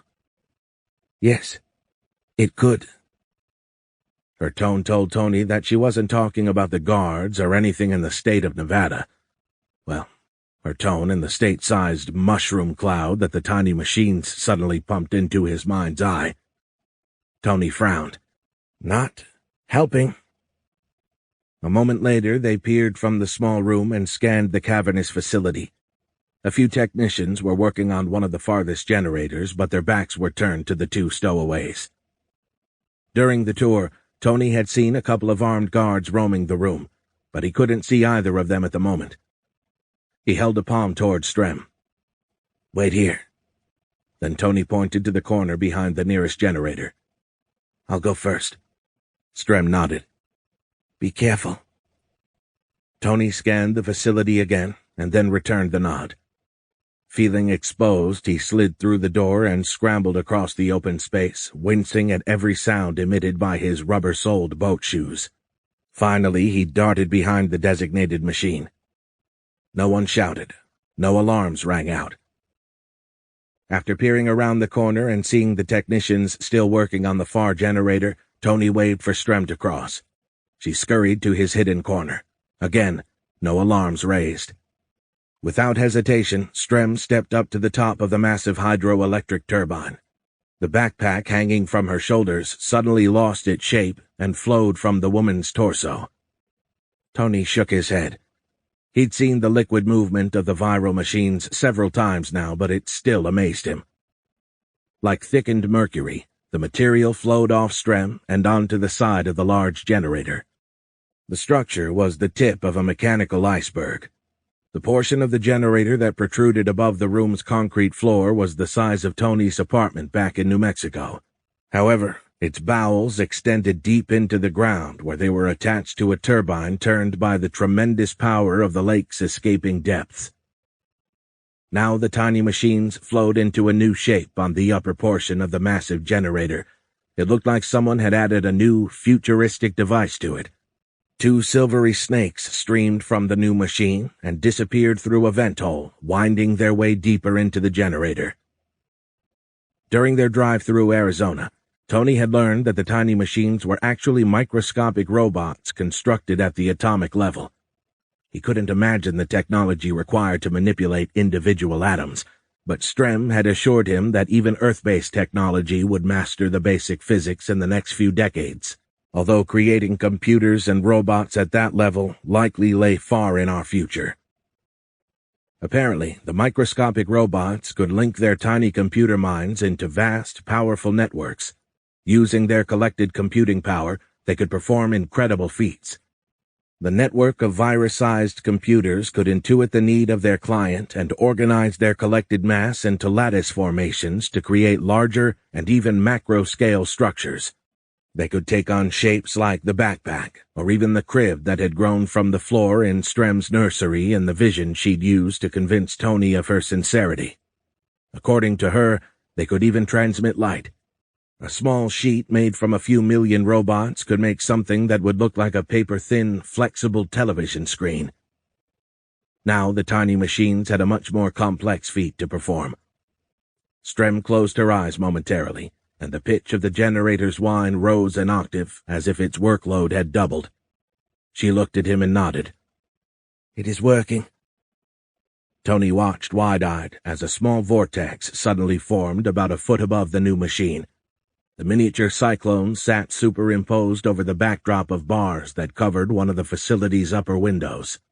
Viewed through the spinning construct, the parallel crossing lines of the iron grid skewed into a spiral, as if seen through swirling water. Tony leaned left and saw that the bars were still intact. They hadn't skewed. It wasn't the actual bars twisting, just the image of them as it passed through the vortex. He pointed. "I thought you said it was too small to see." Strem had told him that the Argonians could affect real-time galactic-wide communications by creating a hole in folded space, whatever the hell that was. Apparently, They couldn't open a hole large enough to permit physical passage. Nothing with a wavelength longer than a gamma ray could fit through the subatomic-sized aperture. That revelation had led Tony to ask how they traveled so quickly across the galaxy if they couldn't use folded space. Strem had said they simply compressed space-time ahead of their ships and stretched it out behind. They called it parallel space, another concept far outside of Tony's ability to grasp. "That's not the hole, just the field effect," Strem said. Then she held a palm toward him and gazed intently into the swirling shape. Then Tony glimpsed movement in his peripheral vision. Leaning to peek around the generator, he saw one of the armed guards heading their way. "Strem," he whispered, "we are about to have company." She didn't respond, only closed her eyes. Suddenly, the vortex vanished and the generator's whine returned to normal. The device formed by the virus-sized machines dissolved, losing its shape. The silvery material flowed down the side of the generator and started to cross the floor toward her. "Strem," Tony whispered urgently. Suddenly, the mass split in half, and the closer portion flowed over his boat shoes and sped up his legs. Tony felt panic trying to take him. Then he heard Strem's voice in his head. "Don't move. Don't talk." The mercurial material flowed up his chest. Then, to Tony's horror, it covered his face as well. "Don't move," Strem silently urged. The guard rounded the generator and stopped, looking directly at the two of them. No, not at them, through them. The surprise Tony had expected to see on the man's face didn't manifest. After a long moment, the guard shook his head and then walked away. Tony's mouth fell open. He looked toward Strem. "Jeez," he whispered. "That was—" He stopped mid-sentence and started looking around. "Where'd you go?" Suddenly, a portion of the back wall moved. Tony blinked several times as his eyes struggled to find the right focal length. That part of the wall seemed too close, making his eyes cross uncomfortably. Then a light cough came from right in front of him. A human-shaped portion of the background shook in unison with the spasm. Then the displayed image of the back wall's bricks drained from the top of Strem's head. Her face contorted as she stifled another apparently painful cough. Tony saw the machines were flowing off of his body as well. After they had covered the two of them, the fluorescing micro-robots must have displayed an image of the background, camouflaging his and Strem's bodies perfectly, as long as they didn't move. When the machines drained from Strem's hand, she covered her mouth to stifle another cough. It came away splattered with blood. The red effluence stained her teeth and lips as well. The mercurial mass finished flowing from the two of them and rejoined, reassuming its backpack shape. Tony stepped up to her. "Strem, what's wrong?" She pulled her gaze from her blood-covered palm and looked at him. "The machines are losing the battle." "What?" "When my ship crashed, the impact almost killed me. The machines have held me together since then, but now my body is failing faster than they can repair it." "I don't understand." "I'm dying, Tony." He shook his head. No, you can't die." He tugged her elbow. "Let's get you to a hospital." Strem shook her head. No time. They are coming." "Who is coming?" "My leader, Admiral Takama. You have to tell—" Another cough cut off her words. "You have to communicate with him." Tony started to protest, but Strem turned from him and started walking toward the exit. He made a quick scan to make sure no one else had come to investigate, then he followed. A few minutes later, the pair reached the top of the dam. They had needed the micro-machine camouflage one more time along the way. Now they walked down the highway that ran across the top span of the mountain of concrete that held the Colorado River at bay, looking like a pair of drunks as they stumbled down its curved road. Several times, Strem nearly collapsed. Finally, they arrived at Tony Studebaker. Blood now flowed freely from Strem's nose and ears, scarlet tears even streaking her cheeks. Tony had no idea what to do. "This is my fault," he croaked hoarsely. "If you hadn't tried to save me in that damned storm, none of this would have happened." Strem looked at him with sad eyes. "No, Tony. I'm—" A gurgling, wet cough cut off her words. Then the woman's knees buckled as they walked around the back of the car. Tony gently lowered her to a seated position. Strem leaned against the Studebaker's chrome bumper. Now wheezing, she said, "Listen to me, Tony. You need to talk to my leader, Admiral Tekama. Help him communicate with your people." "You want me to be a liaison?" Strem looked confused for a moment. Tony sensed the machines translating the word. Then comprehension dawned in her bloodshot eyes, and she nodded. "Yes, liaison. You need to get my body to Tekama, and then help him understand." "Your body?" Tony said, almost shouting the question. "Let's get you to a hospital. We're not far from Las Vegas. There'll be one there." "Told you. No time. Besides, don't worry. It's only a body." She paused and tapped her temple. "My memories are safe in here." "What are you talking about? If you die, that's it. There's no coming back, Strem." The Argonian smiled weakly and shook her head. She patted Tony's cheek. "Be the liaison. Get me to Tekama. He'll know what to do." "How? How do I get in touch with—" Before Tony could finish the question, Strem's head lolled. A wet breath rattled from her lips, and then she breathed no more. "No. No. Oh, God. No." Chapter 7. "This is so wrong," Tony said with a grunt as he pushed the rest of her body into the small trunk of his yellow Studebaker. "I'm sorry, Strem." Peaked eyebrows worried deep furrows into his forehead. Beneath them, watery eyes gazed sorrowfully down on Strem's tarpaulin-wrapped body. The sheet had been too small to completely encase the woman, but so much blood had begun to stream from her he thought that if he didn't wrap at least her head and torso, the body would leave a red trail behind the car. Tony shook his head. "Forgive me, Lord." A lifelong Catholic, he crossed himself and then slammed down the trunk lid just as Strem's free arm tumbled out. The cracking sound generated by the impact made his stomach spasm, but empty, it had no contents to disgorge. Tony just dry-heaved as he pushed the arm back in. Finally, the trunk snicked closed. Physically and emotionally drained, Tony sat on his heels, head hung down. "What you got there, son?" Tony's head popped up.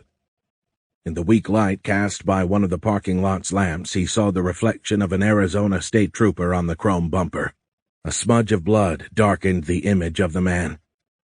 Tony placed his hand on the smeared gore and used the bumper to push himself upright. Judging by the relaxed posture in his reflected image, the man hadn't seen the body. Otherwise, Tony doubted the trooper would be standing with his arms crossed. More likely, the man would have a gun pointed at the back of Tony's head. Standing fully upright, Tony wiped his wet hand on the side of his Hawaiian shirt, trusting the faint light and the shirt's loud colors to camouflage the blood stain. He turned and gave the man what he hoped was a disarming smile. "Just finished changing a flat, officer." Tony made a show of brushing off his hands. He found they were still damp. The trooper gestured to Tony's midsection. "Did you pack the wheel bearing while you had it off? Looks like you got grease all over yourself." "What?" Tony looked down and was shocked to see patches of blood covered his khakis as well as his arms. Fortunately, the flat light trickling from the parking lot's few lamps rendered them as black smudges. The trooper chuckled and then pointed at the Studebaker.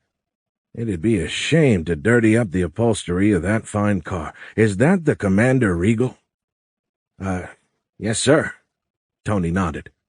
"The Regal Deluxe."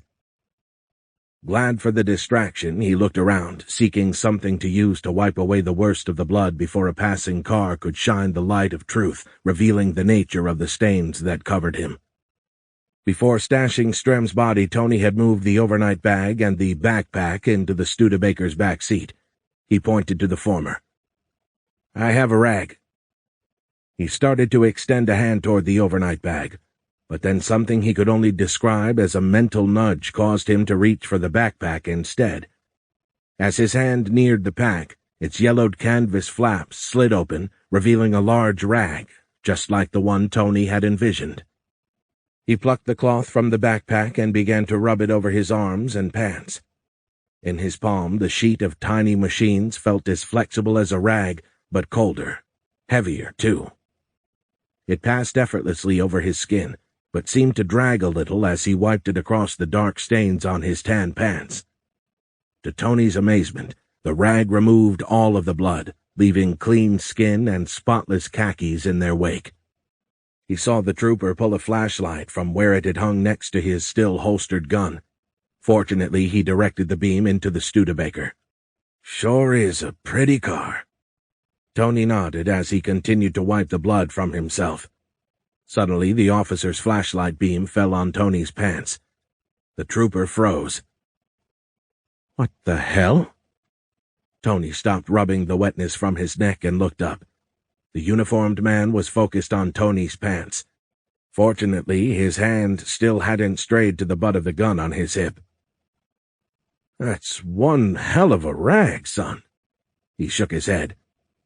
"I'd have sworn those pants were ruined." "It was just some road grime." "If you say so." The trooper's light traveled up. Then he winced. "Ouch. Looks like you scraped your knuckles." Tony's eyes widened at the sight of the blood on the back of the hand that held the rag. He moved the cloth to the other side and wiped at it. "Yeah, the tire tool slipped." Bright headlight beams suddenly swept through the parking lot. Both men turned toward the source. Tony's breath hitched, and his blood ran cold. "They found me." The roar of the military police jeep's engine drowned out his words. Then a chorus of other engines and sweeping fans of light beams, all from unseen sources, joined those of the jeep. Both men took an involuntary backward step. The trooper nudged his hat back. "What the hell? There were no convoy permits issued for tonight." 3 2.5-ton trucks, similar to those Tony and Strem had followed from the crash site, crested the hill behind the jeep. To Tony's relief, the line of westbound military vehicles followed the bend in the road, electing not to continue straight into the parking lot. The trooper pointed back up the road. "What the hell is that?" Multiple fingers of light shined from behind the rise of the highway, piercing the night sky. Then a row of 6 roof-mounted lights crested the hill. Beneath them, a giant truck cab, and then several more sets of lights rose above the roadbed. The high-pitched whistle and the almost subsonic thrum of a supercharged Detroit diesel engine shredded the night air. Tony finally recognized the vehicle. It was an Army tank transporter. The massive tractor reached the bend of the road and turned left, following the rest of the convoy on its westerly course. The truck's low-slung trailer and its cargo passed into the dim light that fell from the parking lot. Tony blinked and flinched, staring in open-mouthed amazement. Instead of a tank, the truck was hauling a large, wide load, a massive tarpaulin, similar to the one that currently nestled Strem's ruined body not 5 feet away, concealed the trailer's cargo. But its top had a dome shape. To anyone else, it probably looked like a tank of a different sort, one made for holding water or fuel. But Tony knew that profile. It was burned indelibly into his mind. The crashed saucer. Strem's ship. The Arizona State Trooper's indignation seemed to grow tenfold as he watched the military convoy cross Hoover Dam and continue onto the Nevada side out of his jurisdiction. "That's a goddamned wide load. They're definitely supposed to get a permit for that. There are fees, even for Uncle Sam, damn it." As he watched the trailing military police jeep crest the far hill and disappear, Tony was keen to follow. "Well, officer, I guess it's time for me to head home." The trooper shook his head one final time, and then looked away from the illegal convoy. He shined the beam of his flashlight up and down Tony. "Well, at least you won't soil that pretty car." "No, sir," Tony agreed as he stuffed the rag into the front pocket of his khakis. The two men turned from where they'd watched the convoy and walked toward the Studebaker, the bright yellow spot of the flashlight's beam leading the way. It looked white when it fell upon the car's canary-yellow trunk. The trooper stopped mid-step. The beam of his flashlight locked onto the Studebaker's chrome bumper. "Son, do you mind telling me what the hell that is?" A crimson rivulet flowed from the trunk. It had crossed the bumper and was pooling beneath the back end of the car. Tony tensed as he felt his options dwindling. He needed to follow that convoy, needed to get away from the trooper, but both prospects now seemed unlikely in the extreme. He stammered. Suddenly, the cloth in his pocket changed shape. Still in his hand, it felt as if it had taken on the familiar form of a pistol grip. "No, I'm not going to shoot this man," he sent to the machines in his head. "Stun him. Temporary," they replied in their wordless communication. Again the thoughts came as the intentions of the terms, not the words themselves. Tony saw the trooper's hand easing toward the butt of his service revolver, so he pulled the rag-turned gun and pointed it at the man. "I'm sorry for this, sir." The trooper held up his hands. "Wait, I have a Tony reluctantly squeezed the device's trigger. With a loud snap, two wires launched from the silver pistol. Their ends appeared to burrow through the man's thin uniform shirt and embed themselves into his underlying skin. The crackle of electricity chased away the sound of the snap. Then the trooper's legs gave out and he collapsed, slumping into a twitching and groaning heap on the black surface of the parking lot. A moment later, the wires retracted back into the pistol. An urgent, wordless message suddenly echoed through Tony's head. "Run. Go now." Chapter 8.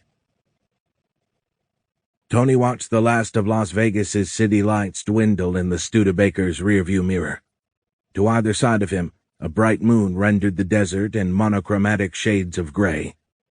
A couple of miles ahead of the onrushing car, the military convoy and its alien cargo crested a rise in the highway and then descended out of sight. The night birthed a sign on the right shoulder. Black letters on a white background announced, "Indian Springs, 5 miles." As he neared the top of the small rise, Tony glanced down at the map again. The military vehicles would likely hang a left at Tonopah and head to Reno, or continue to San Francisco. Tony looked up from the map as the Studebaker crested the rise in the road and instantly yanked his foot from the car's accelerator. Where'd they go? The convoy was gone. Ahead of his now coasting car, the small town of Indian Springs and its puddle of streetlights filled the desert lowlands, crowding the right side of the northwest-bound highway. As the yellow convertible sailed down Highway 95's long decline, Tony spotted the military vehicles. They had pulled into a service station. He guided the car onto the shoulder and doused its lights. Tony didn't dare pull into the station.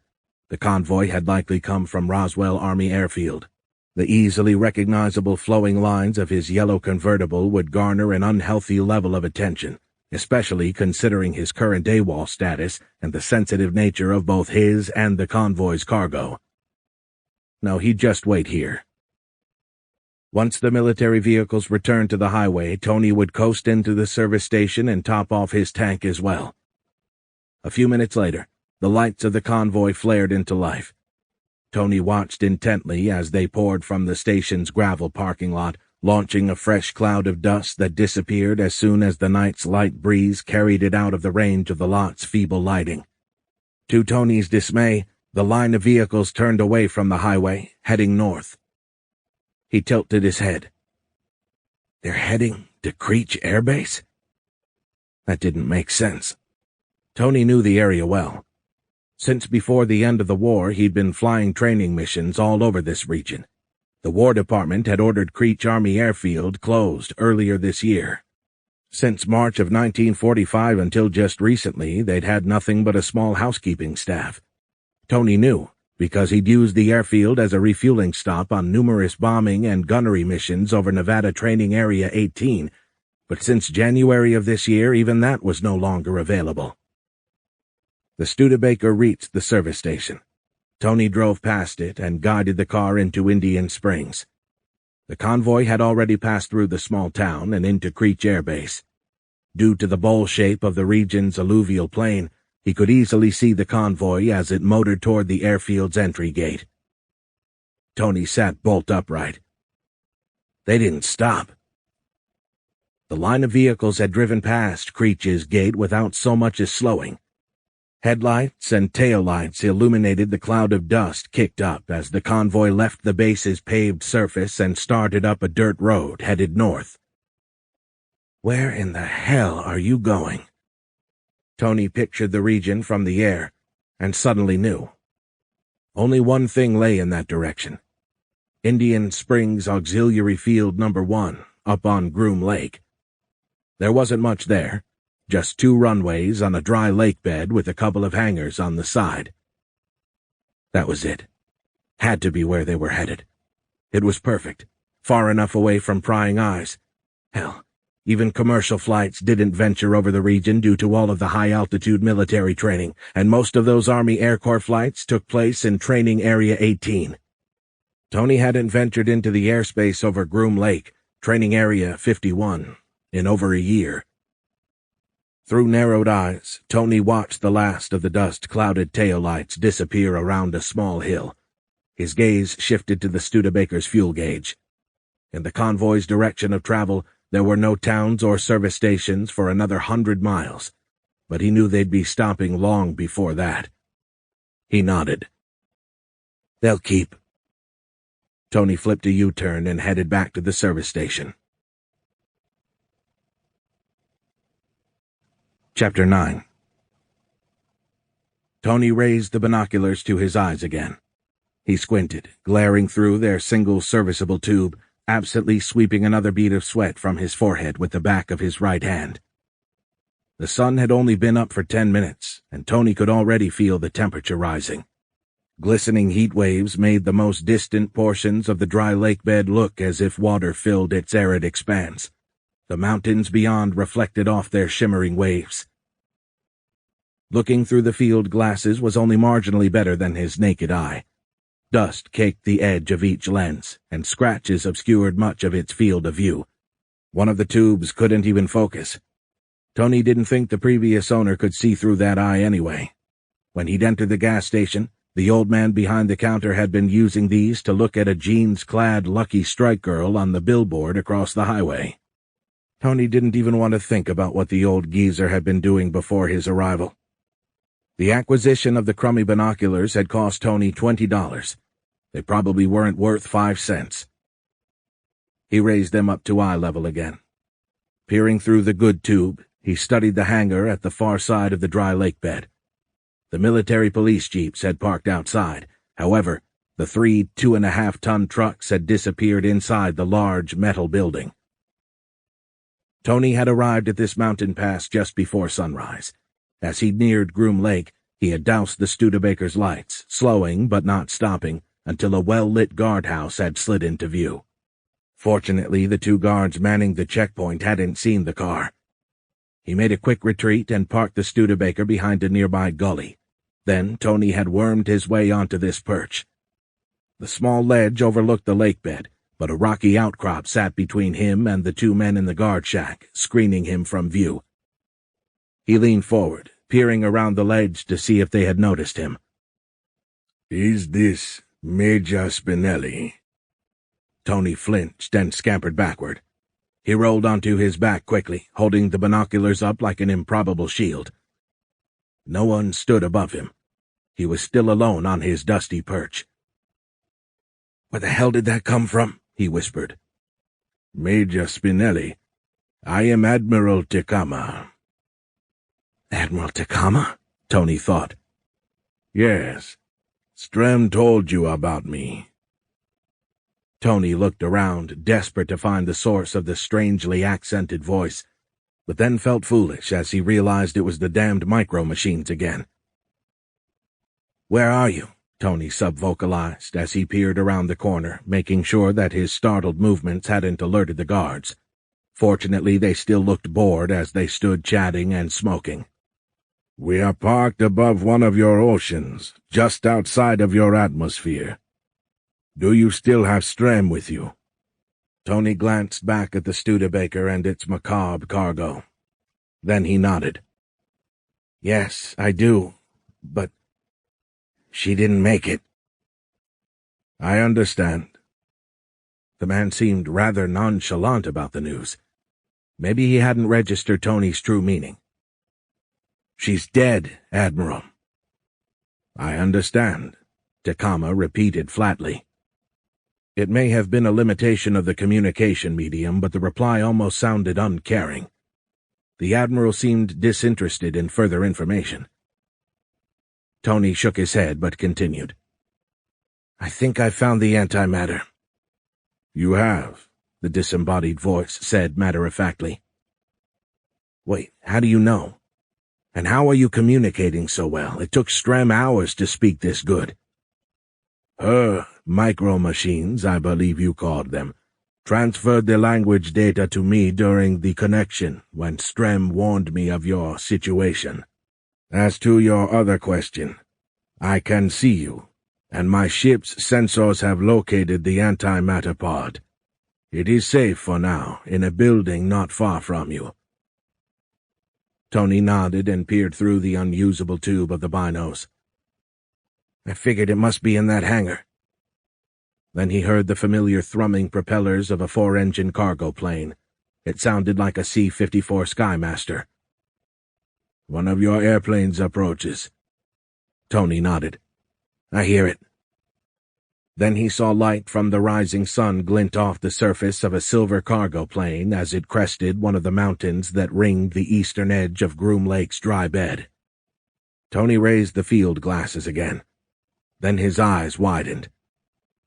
"Holy shit," he whispered. He tried to quell the next thought. Tony felt certain that he could trust this admiral, but he'd sworn an oath to protect and defend, and that man was— "No!" Tony screamed inwardly at himself. "Don't even think it! Can't reveal his identity!" The admiral's voice returned. "Who is Harry S. Truman?" Tony's eyes closed. Then he shook his lowered head. "Shit." His shoulders slumped and he sighed.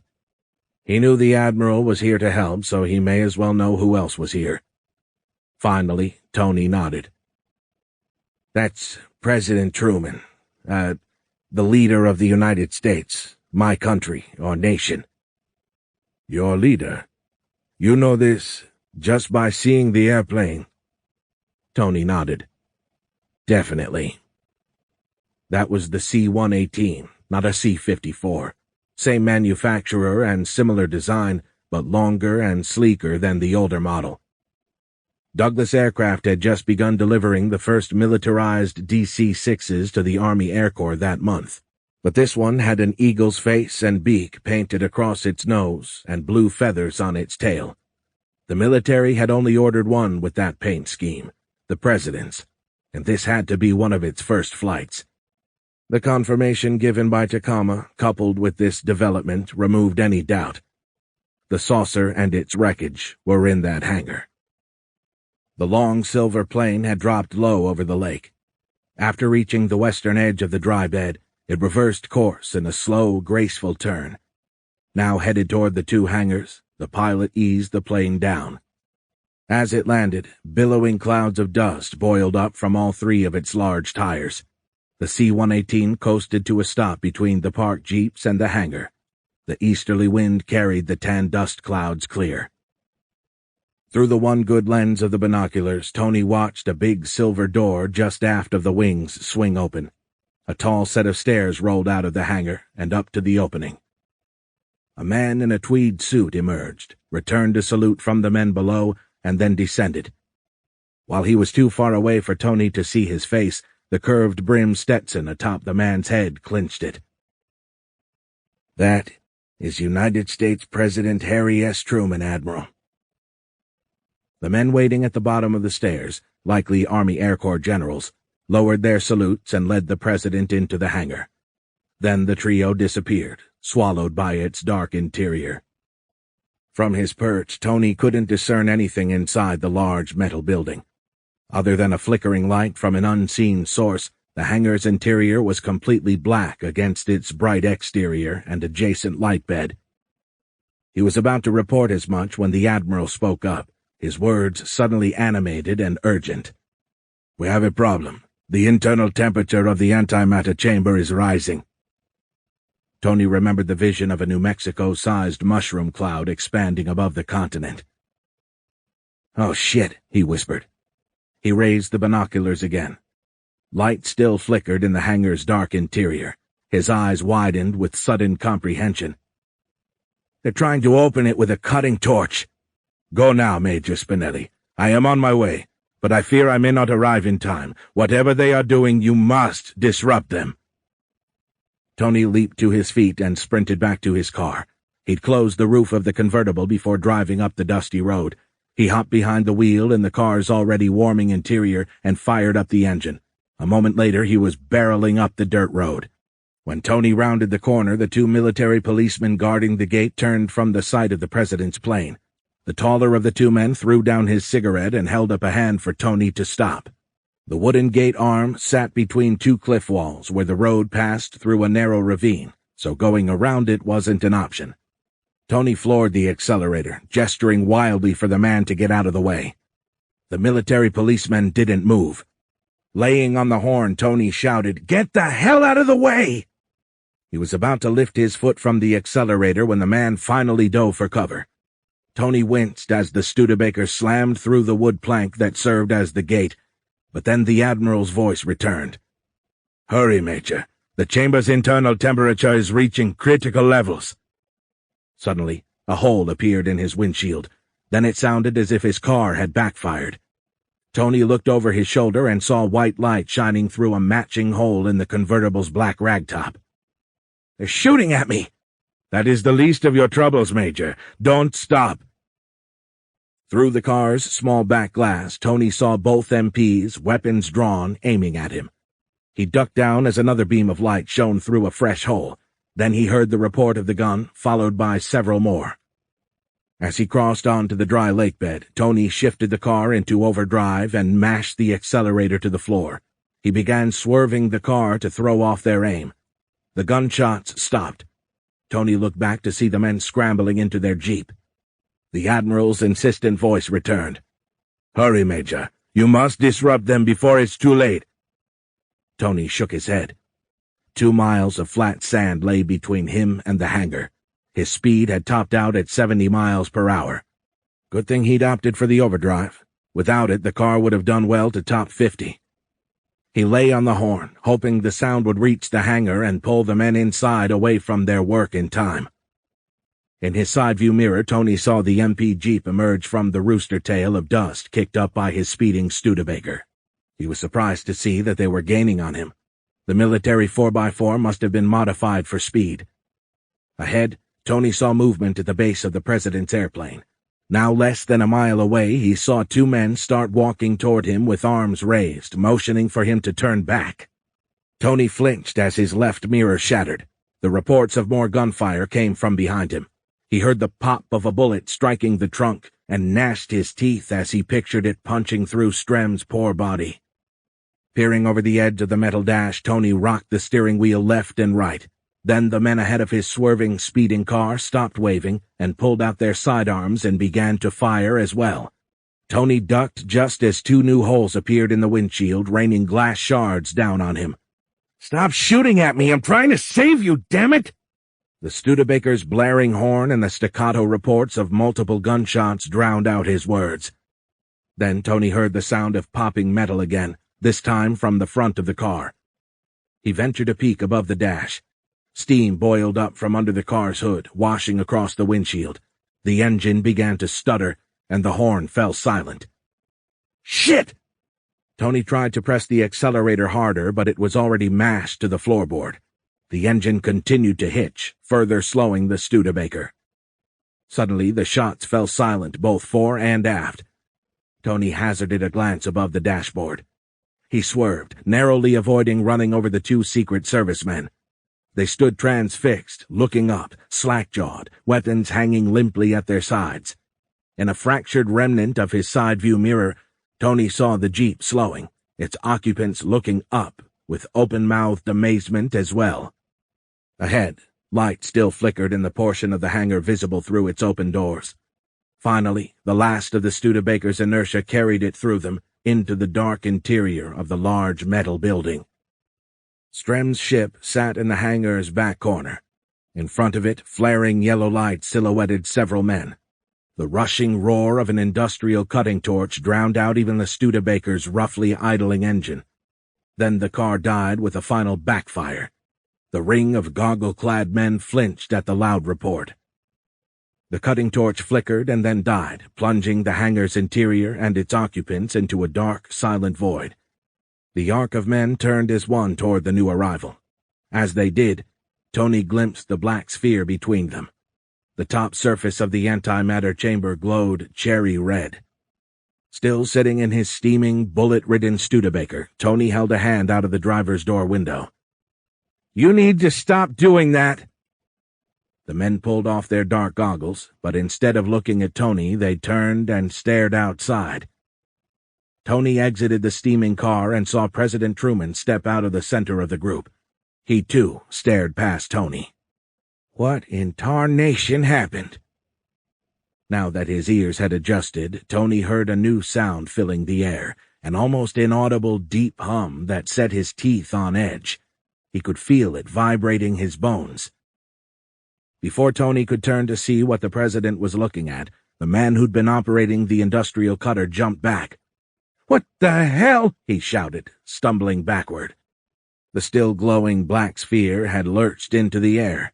It hovered over the man's head for a moment, and then rocketed toward Tony. He flinched, but the black orb passed over his head and disappeared behind him. Tony turned to look outside. "What?" His words died. The sandy, dry lake bed looked dark as night, but the surrounding mountains still sat bathed in the sun's brilliance. The bone-rattling hum faded and died.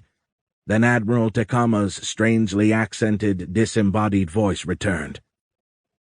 "Excellent work, Major. The antimatter containment chamber has stabilized.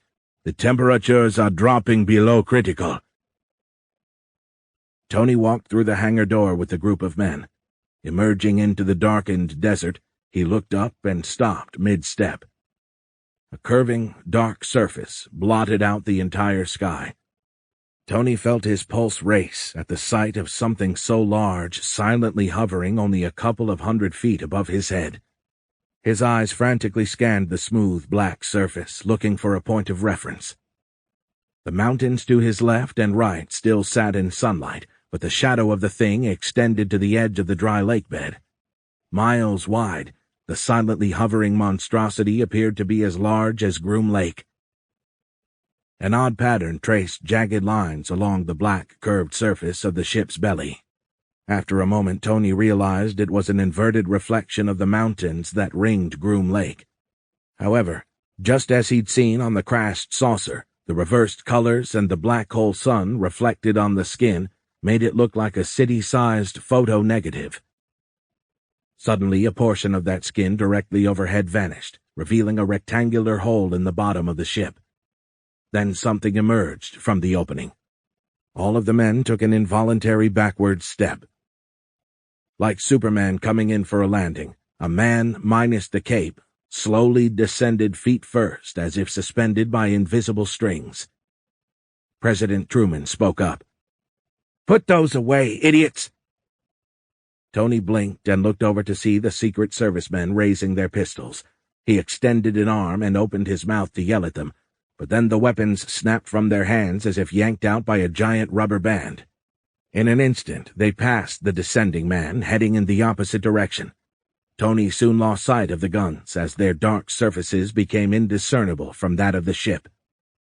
The lowering man wore a flamboyant uniform that would have looked right at home on a Buck Rogers set. A moment later, he touched down light as a feather directly in front of Tony and dipped his head a degree. "Major Spinelli," he said with an accent similar to Strem's. "It is a pleasure to finally meet you." Tony stood open-mouthed, unsure of what to say. He could feel the eyes of the surrounding men on him, including those of the President of the United States. The strangely dressed man held out his hand and nodded toward it. "I believe this is your customary greeting. I am Admiral Tekama." Tony hesitantly accepted the proffered hand and shook it. "Pleased to meet you, sir." The President and his Secret Service men, as well as the generals to his side, exchanged confused glances as they cycled between looking at Tony and the Admiral and then up at the belly of the hovering monstrosity. The President appeared about to speak when the Admiral turned to him and offered his hand. "Hello, United States President Harry S. Truman." The President hesitated. The two Secret Service men moved to stand between them, but then Truman shoved them aside and stepped forward. He took the Admiral's hand, shaking it vigorously. When he spoke, his voice had its familiar nasal Midwestern accent. "I can't tell you how happy I am to hear that's not a Russian accent, Admiral." Chapter 10. "That's one hell of a collection, Admiral," President Truman said. The two men stood side by side in front of the long, curving surface that formed the back of the Admiral's office. Several weapons adorned the wall, everything from small arms with vaguely familiar designs to larger alien devices.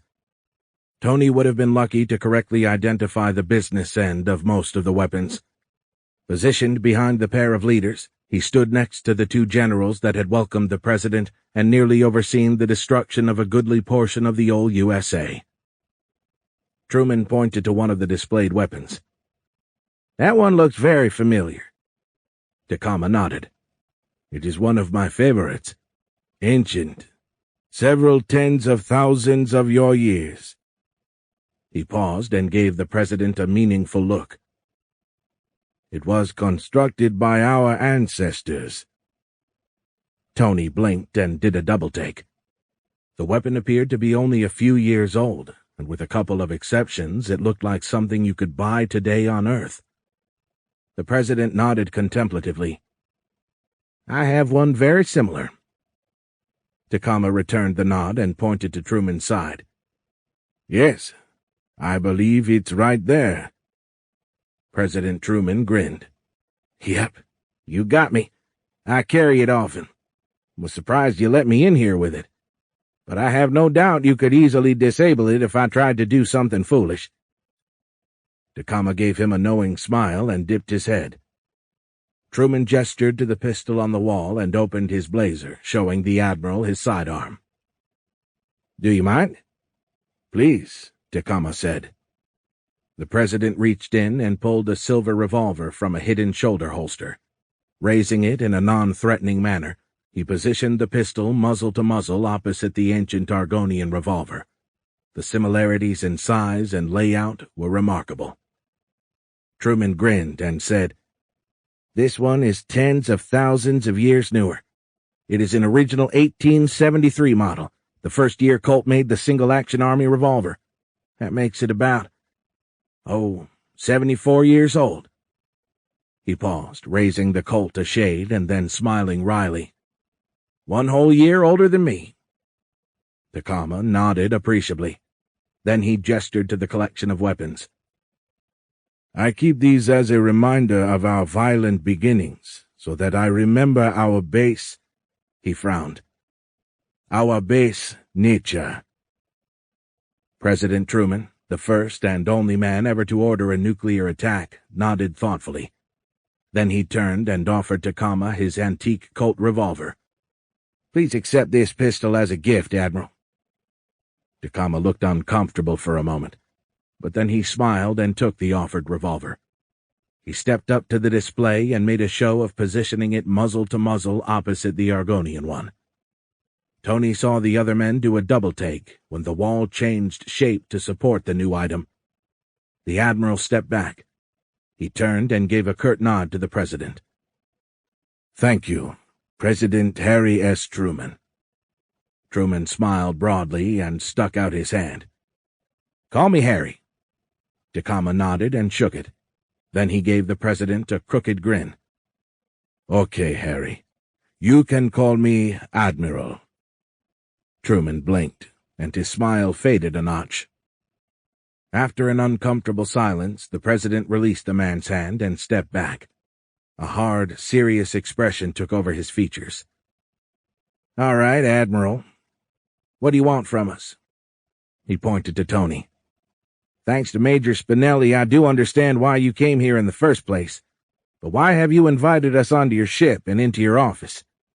What do you intend?" The Admiral nodded. "I shall tell you." He gestured to the room's occupants and then to the smooth expanse of open floor. "Gentlemen, please have a seat." The generals and the President exchanged confused glances. Then they stepped back as sections of the deck suddenly raised, flowing into the shape of chairs. Tony had seen this in the vision of Strem's home. It looked like a time-lapsed film of a melting ice sculpture run in reverse and greatly accelerated. 2 chairs manifested facing Takama's dark, wood-grained desk. An additional 2 seats formed left and right of the pair, but farther back. Truman stepped up to one of the center 2 seats. The ranking general stepped up to stand next to him. The Admiral shook his head. "No, this is for Major Spinelli." Tony felt his face redden as everyone turned to look at him. He shook his head and stepped back, gesturing toward the seat. "No, thank you, sir." Takama held up a hand, cutting him off. He hoisted an eyebrow. "This is not a negotiation, Major." The Admiral held out both hands. "Everyone, please sit." He regarded Tony with the eyebrow again and pointed for him to sit next to the President. Tony stepped up to the indicated seat and cast an apologetic glance at the generals. As everyone sat, Takama pointed at Tony. "My liaison, Major Spinelli, has already told you that we are of the same people. I believe that humans, as you call yourself, are descendants of a lost Argonian colony." Truman tilted his head.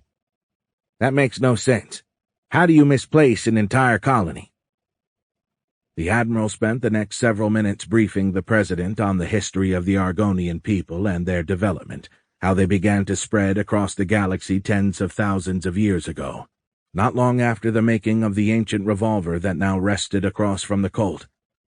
Near the end of the briefing, a room-spanning model of the Milky Way galaxy popped into existence over their heads. At first, Tony thought it was another trick of the micro-machines in his brain, but then he saw the other men staring up at it with open-mouthed wonder. He reached overhead and probed the glowing dust of stars. Unlike the virtual images, the light of these stars illuminated his hand. However, they didn't react to his touch. The mottled points of light appeared to pass right through his fingers. As he finished his briefing, Takama extinguished the large rendering of the galaxy and looked at Truman with raised eyebrows. "Your thoughts, Harry?" The President nodded ponderously. Then a smile crept across his face. "So you're saying that humans, Argonians, rule the galaxy?" The Admiral suddenly looked as if he'd tasted something sour. He shook his head. "Not rule. Administer. Yes, I believe that is the appropriate word."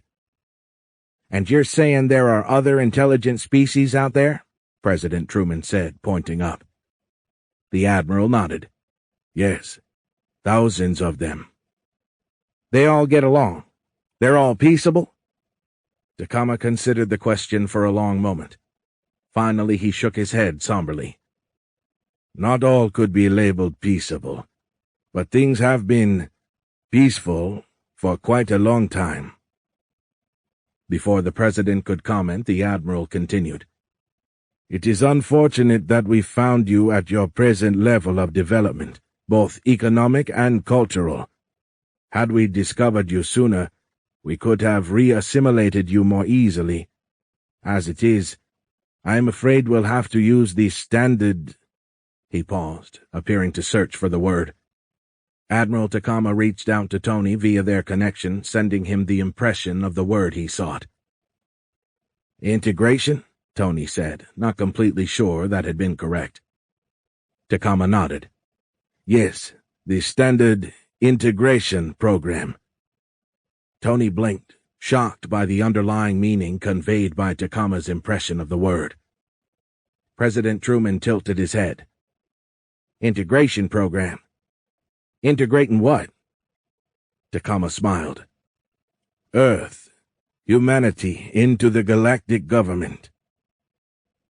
After a moment's hesitation, the President began to smile again, as he appeared to consider the potential benefits for the United States. Apparently seeing the same thing in the man's face, Takama shook his head. "No, Harry. This will not benefit the United States, not any more than it will all others." Truman's smile faded a bit, but he nodded. Tony knew that once the President understood the Admiral's full meaning, he wouldn't be smiling at all. Epilogue. Chapter 11. At Takama's instructions, Tony followed a series of flowing lights up a long corridor. The interior of the massive ship looked like something right out of a European Gothic cathedral. Ahead, the stream of gold light that ran along the floor turned and disappeared through a tall doorway. Bronze-colored, fluted casing framed an opening that had a pointed arch at its peak. Tony reached the bend and stepped through. Mouth agape, he walked into the cavernous room beyond. It looked as if he had stepped into an arena-sized terrarium. Now standing in its middle, Tony slowly turned, scanning the room's interior. Rocky outcroppings protruded from every corner of the terrarium, as well as its walls, floor, and ceiling. Plants of varying colors and textures adorned each. He even saw small animals scurrying amongst them, moving too fast for him to identify shape or form. Turning from the doorway and its tall, pointed arch, Tony flinched and stepped back. "Holy shit! You scared the hell—" He stopped mid-sentence. Blinking, Tony stared open-mouthed at the person who had somehow snuck in as he'd surveyed the room. "Strem?" The woman smiled and nodded. "Strem!" Tony shouted, and stepped up to throw his arms around her, but they passed right through the woman. His momentum carried him forward, and then he passed through her entire body, too. Tony stumbled, but remained on his feet. When he turned back to Strem, he realized that this was another projection, similar to the one that had modeled the Milky Way in Admiral Takama's office. "You're not real," Tony said, suddenly dejected. This was like rubbing salt in the wound, showing him the life he'd failed to save. He started to walk, but then the apparition raised an arm. "Tony, wait." He stopped mid-step and then slowly turned toward her. "Strem?" She nodded again. He shook his head. "How can this be?" Strem tapped her temple as she had in the Hoover Dam parking lot. "I told you. It's all up here." "What? What does that mean? You're not here. This is just a simulation of some sort." "No. This is me. Thanks to you, I'm whole again." Tony waved a hand through her body. "You don't seem so whole to me." She smiled and tapped her temple again. "I'm whole in here." "In where?" Her head tilted as she considered her words. Then Strem nodded. "You would call it a computer, but it is much more. All deployed or traveling Argonians reside in both their bodies and in the computer. It's a parallel existence maintained in real time by communications that pass through a hole in folded space. But your ship lost its communications link when it lost the antimatter chamber. Strem nodded. Yes, so I was disconnected from my computer-based half. Now that you have returned my body and the memories it contained, you're whole again, Tony finished for her. Yes, my stream of consciousness is again one, and I'm home now in Argonia. Suddenly, a man holding a baby manifested out of thin air, standing next to Strem. He nodded to Tony. "Thank you," he said, in an accent even thicker than Strem's. Then he nodded again and disappeared. Tony blinked and then looked at Strem. They are in there with you? Only until I get my new body. Tony's head spun with the idea of it. He stared at the floor. A million questions stormed through him, but only one mattered. What about his own wife and daughter?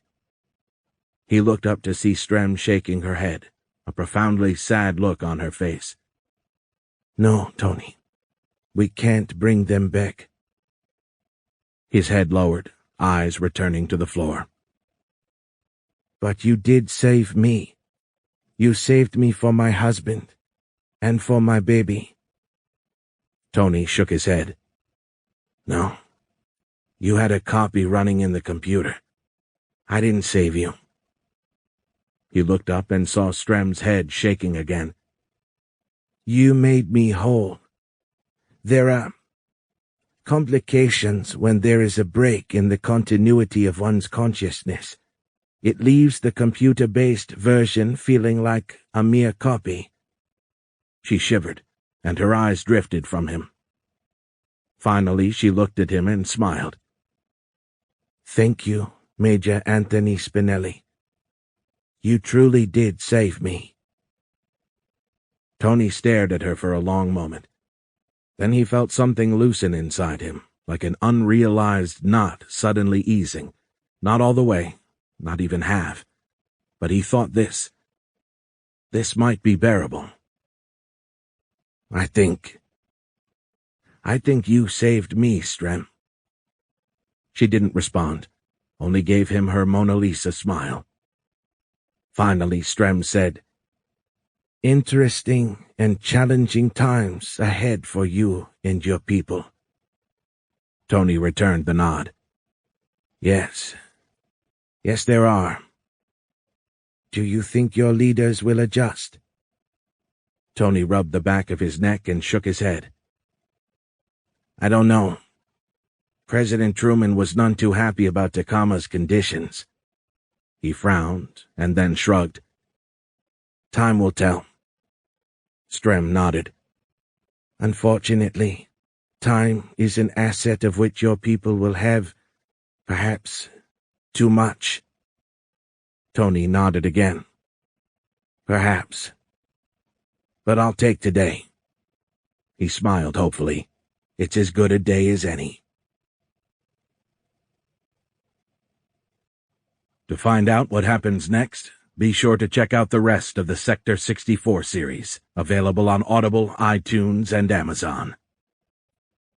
Blue Heron hopes you have enjoyed our presentation of Sector 64, First Contact, by Dean M. Cole, performed by R.C. Bray. To be notified about Dean's new releases, please visit deanmcole.com/notify. Text copyright 2017, Dean M. Cole. Audio production copyright 2017 by Dean M. Cole and Blue Heron Audio.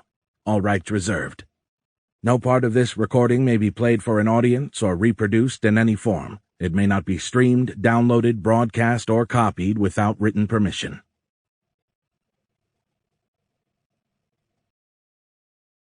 Audible hopes you have enjoyed this program.